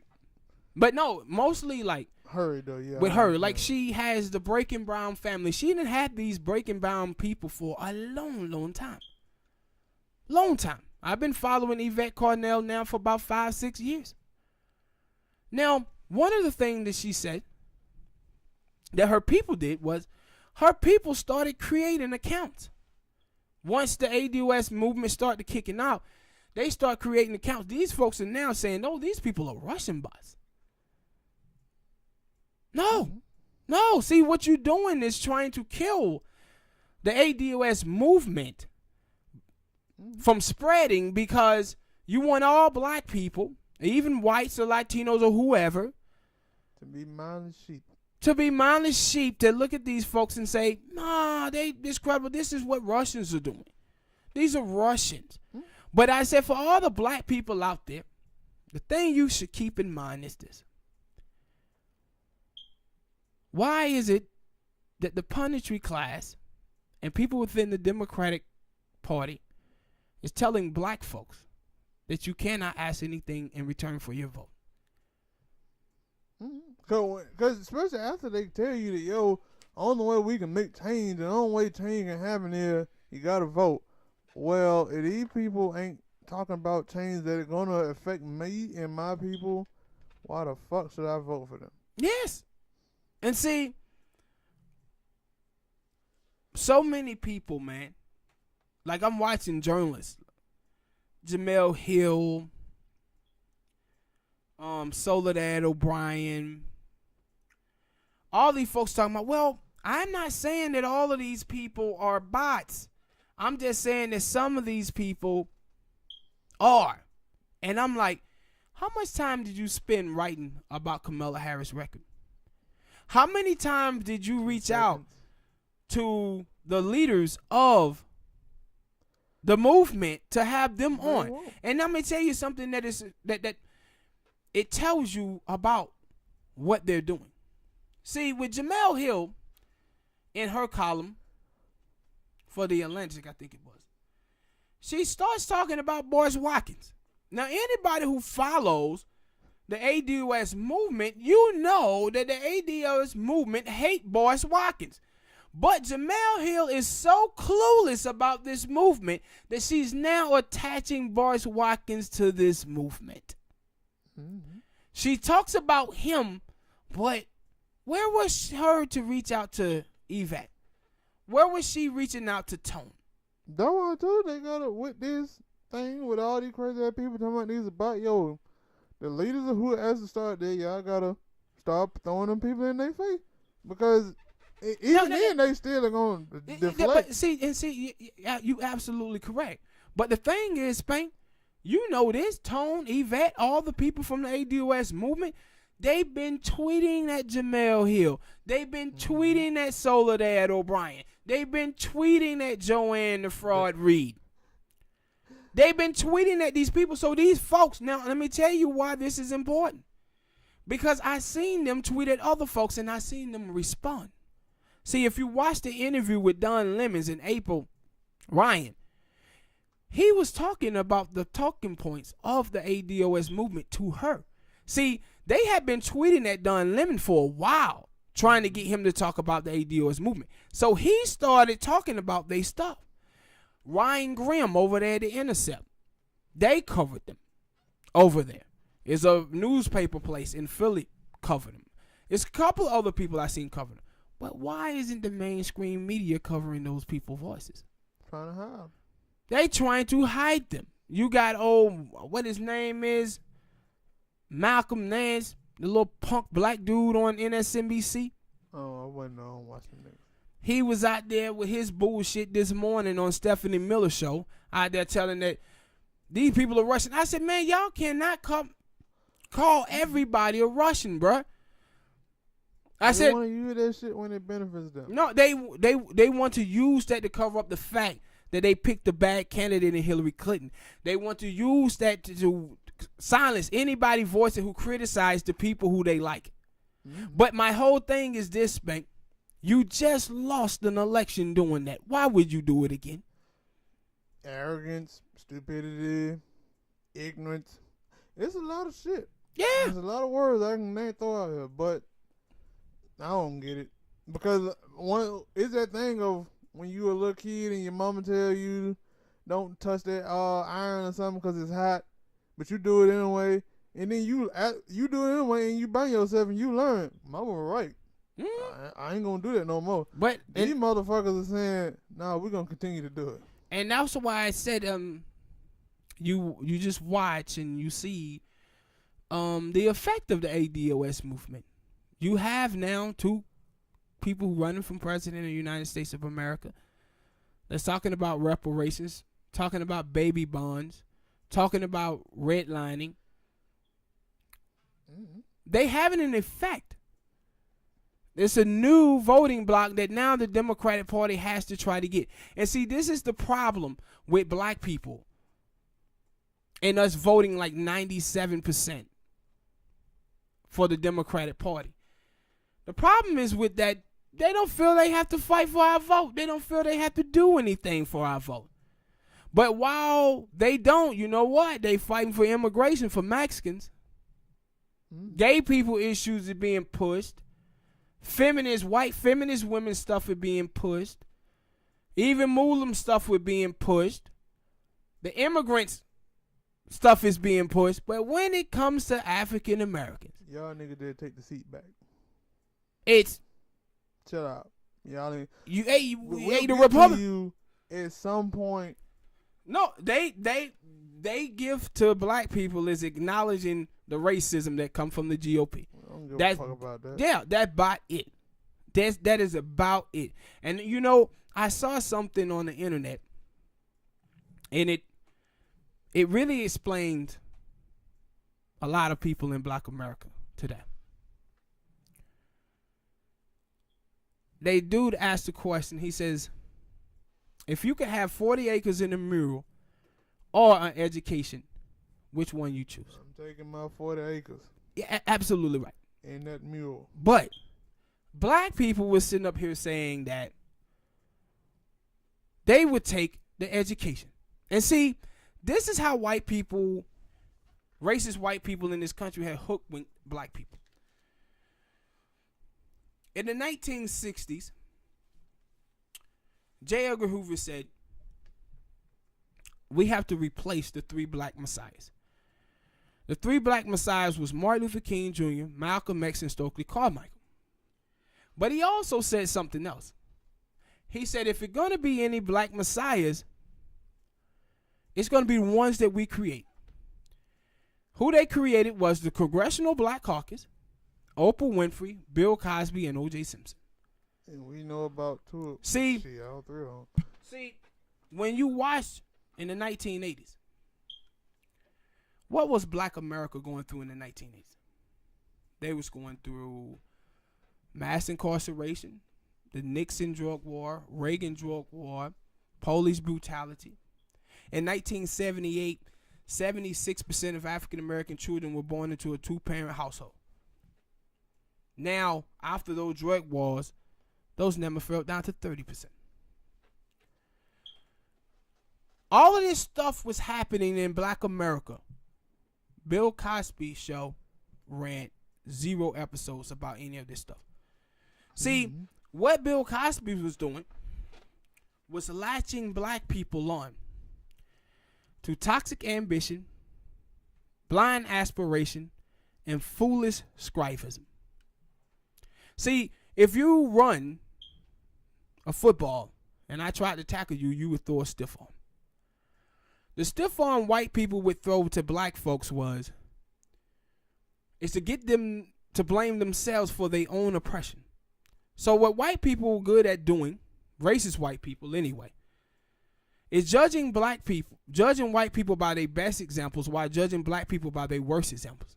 So when black people would start talking about the things that was happening in their community, in their lives, black people had no data to back it up. So what would happen is white people would tell them, oh, you poor because you're lazy. Or you poor because you don't graduate high school and college. Book scrapping. And it taught black people book scrapping. And now for the last 50 years, black people been out here trying to be the Cosbys. Trying to be the model minority and have respectable politics in white spaces. But like I said, 7 out of 10 African American children born into a two-parent household, middle class, fall back into poverty. So the whole thing about black fathers not being in the household, that goes out of the window. The whole thing about black people having education, that goes out of the window. That only 14% of African Americans that graduate college will own a home in a lifetime. Only thing we getting out of college degrees is a bunch of goddamn college debt. That's all we getting, bro. Black women, the fastest, largest educated group in the country. Black women between the age of 20 and 49 with a bachelor's degree have $1,000 net worth. Man, there's black women in the inner city, in the hood, that has that much money and they fucking shoebox under their bed. We're getting nothing but college debt. Did you know every time a black woman graduate college, bro, she makes our wealth numbers go down in America? I did not know that. Yes. How the hell? Yes. And the reason why is because black women are taking on so much debt, bro. And these politicians, they have nothing. They say nothing. Only thing they do is the bare minimum. And that's the problem with black America today, is that we fall for the bare minimum. See, if a white person, and you would see this, in my teens, I would see this shit from black people. If a white boy smoked Newport, black people think he was cool. If a white girl listened to hip hop, black people would think they were cool. They down with us. Yeah, they cool, man. You remember with Charlamagne? When Charlamagne was out there with Tommy Lauren, he could not believe that white girl being 23, 24 years old could possibly be racist. Too hopeful. Cause he's like, she listened to hip hop. There's no way that she could be racist. Too hopeful. It's the bare minimum. You see white people, I seen black women online a couple of weeks ago. Man, you talked about this, but not on the show. With Seinfeld. Seinfeld said some stuff with Chris Rock and Ricky Gervais when they was on there saying the N-word. And black women on there talking about, oh, he's zaddy. He welcome to the barbecue. I said, this is the same Seinfeld that didn't have anybody black on this show. This is Seinfeld who has a podcast that when people criticize him about not having any minorities on, he said, I don't see color, I see funny. So it ain't no funny black people then, huh? But black people on there calling him zaddy. Yeah, I told you about that. Remember how black men was out there accepting Iggy Azalea? Oh, man, that white girl cool, man. She cool. Hey, did you pay attention to her Twitter feed when she say all this racist stuff? No, they don't want to invite him to the barbecue. It's the bare minimum. Let him drink the Kool-Aid. Like, this is what our problem is. The last 5 or 6 years, During the Black Lives Matter movement, man, you go on the Huffington Post and you read all of these black women talking about how they found out their husbands was racist, boyfriends was racist now because they have to talk about racism now. But no, how you got yourself in this predicament is you falling from the bare minimum from Brad. Or from Becky. You following for the bare minimum. And this is the thing with black people pertaining to the Democratic Party. Only thing the Democratic Party has to say is the Republicans are racist. We knew this. And see, the thing is, in America, you can't. Racism is in twofold, my brother. You have racist people, and then you have white supremacy. See, black people fall for the bare minimum about race, individual racism. But the white people who they be engaging in and thinking that they are their friends, these people are fully for white supremacy. And that's what you're seeing now with the ADOS movement. Because what the ADOS movement is attacking is white supremacy. See, we got 94% of newsrooms in America are white. White people comes in conservative. Majority of white people in America is conservative.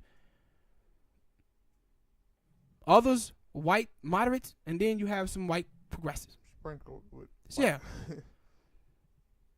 100 of the top donors in America, 94 of them are white.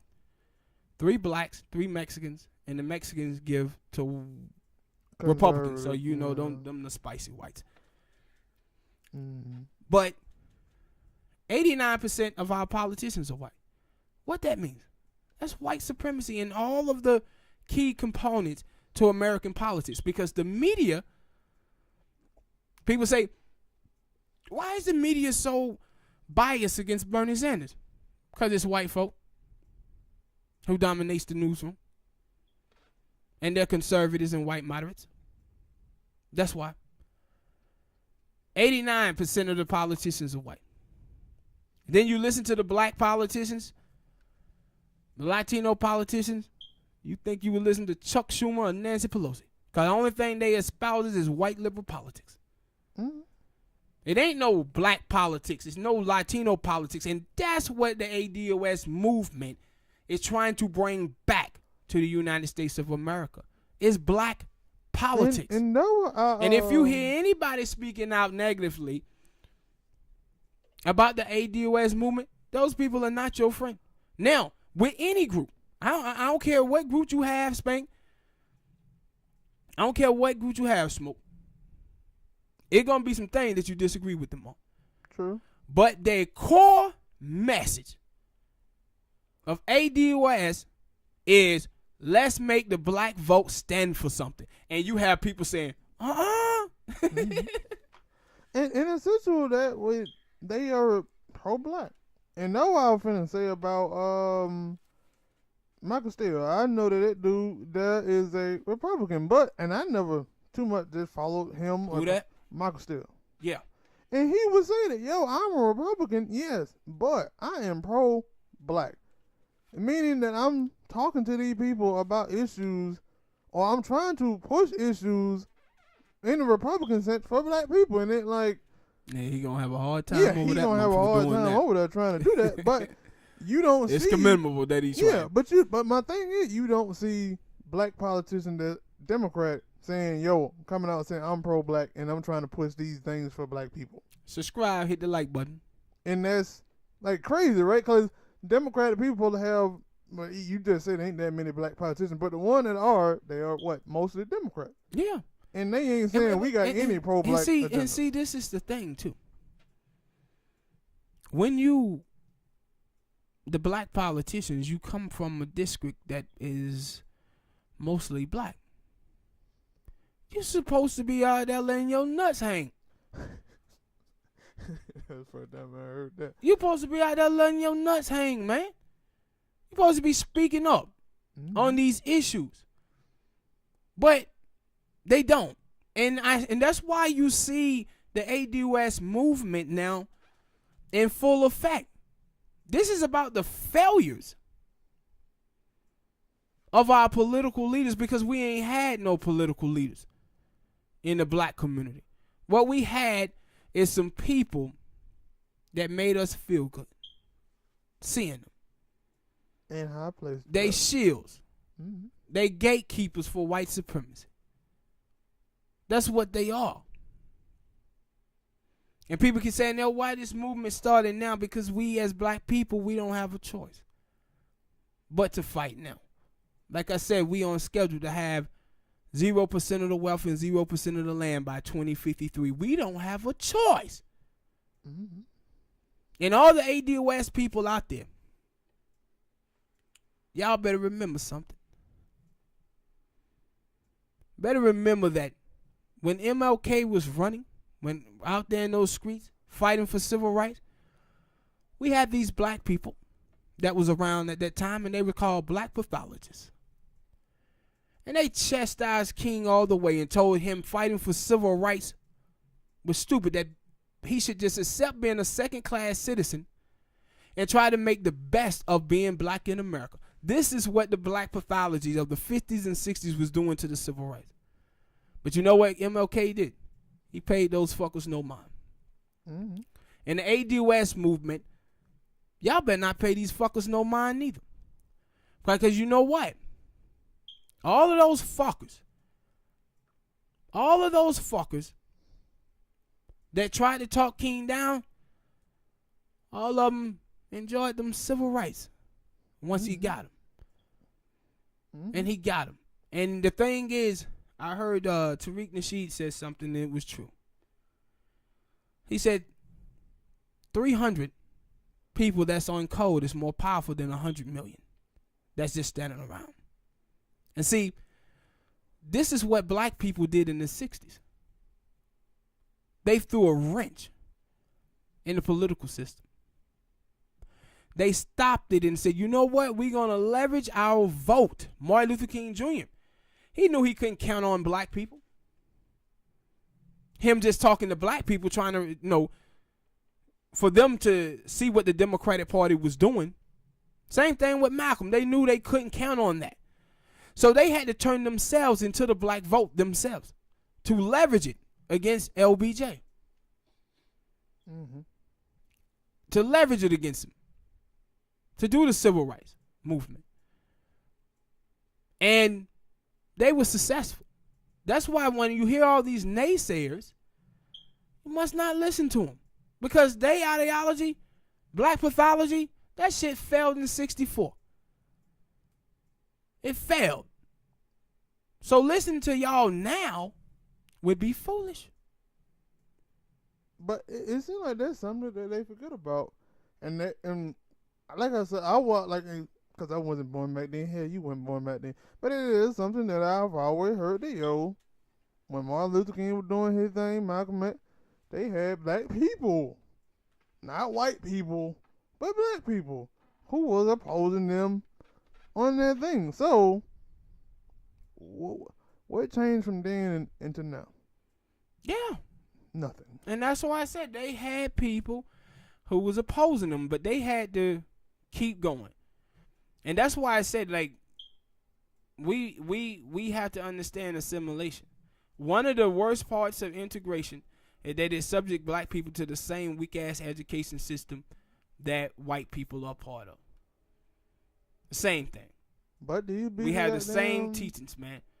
But before, see, the problem thing is with black people had to be educated into dumbness.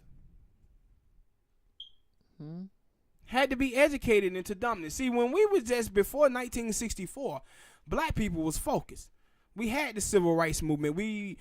Because all black people before 1964 all lived in black neighborhoods. So we was able to talk and see each other's lives. Yeah. Oh. So we was educated about ourselves. We were being taught by black women, by black teachers. Mm-hmm. So we were educated about our plight in the United States of America. How we became dumb is by going to these white universities. Well, they had. Well, now we are subject to the same weak-ass education about black people, about people in general. See, this is the thing you had to understand. When you talk about history and your leaders and everything. You learned that shit out of school. You didn't learn none of that shit in school. We talk about the same goddamn black people every Black History Month. Mm-hmm. And you know what they tell us about MLK? 1962, 63, 64 King. But 67, 68, they don't tell you nothing about that. See, they'll tell you, oh, I have a dream speech. But they'll never tell you that Martin Luther King said that dream turned into a nightmare. They'll tell you about the Civil Rights Act when he talked about fighting for that. They'll never tell you that he said he felt like he integrated his people into a burning building. Mm-hmm. See, we got the same weak-ass education that white people have. See, white people have whitewashed the hell out of MLK. Mm-hmm. And used it as a weapon against black people. Yes. Now I said we have assimilated. That's why when people were sitting around here talking about Tom Brokaw, say, oh, you know, Mexicans need to assimilate, and people was mad at him. I'm looking at it and saying, y'all niggas have assimilated. What? Y'all have assimilated. That's our problem as black people. A lot of us have assimilated. Hell, some of the Mexican people already have assimilated. Yes. Like I was reading a report today where it talks about how more and more Mexicans are now identifying white on the census. They assimilated so much that they not even saying they Mexican or Latino anymore. They like, nah, we white, son. We just got a good tan. Yeah, we white. Spicy whites. We white folk who like spicy food. That basically what a lot of Mexicans are saying now. We white people who like spicy food, partner. That's basically what they say. I don't know why the hell you call them spicy. Maybe you told me that before, but I don't know. That's why I call them spicy whites. Man, white people who like spicy foods, man. But yo, man, y'all subscribe, hit that like button, and we out. Till next time, peace.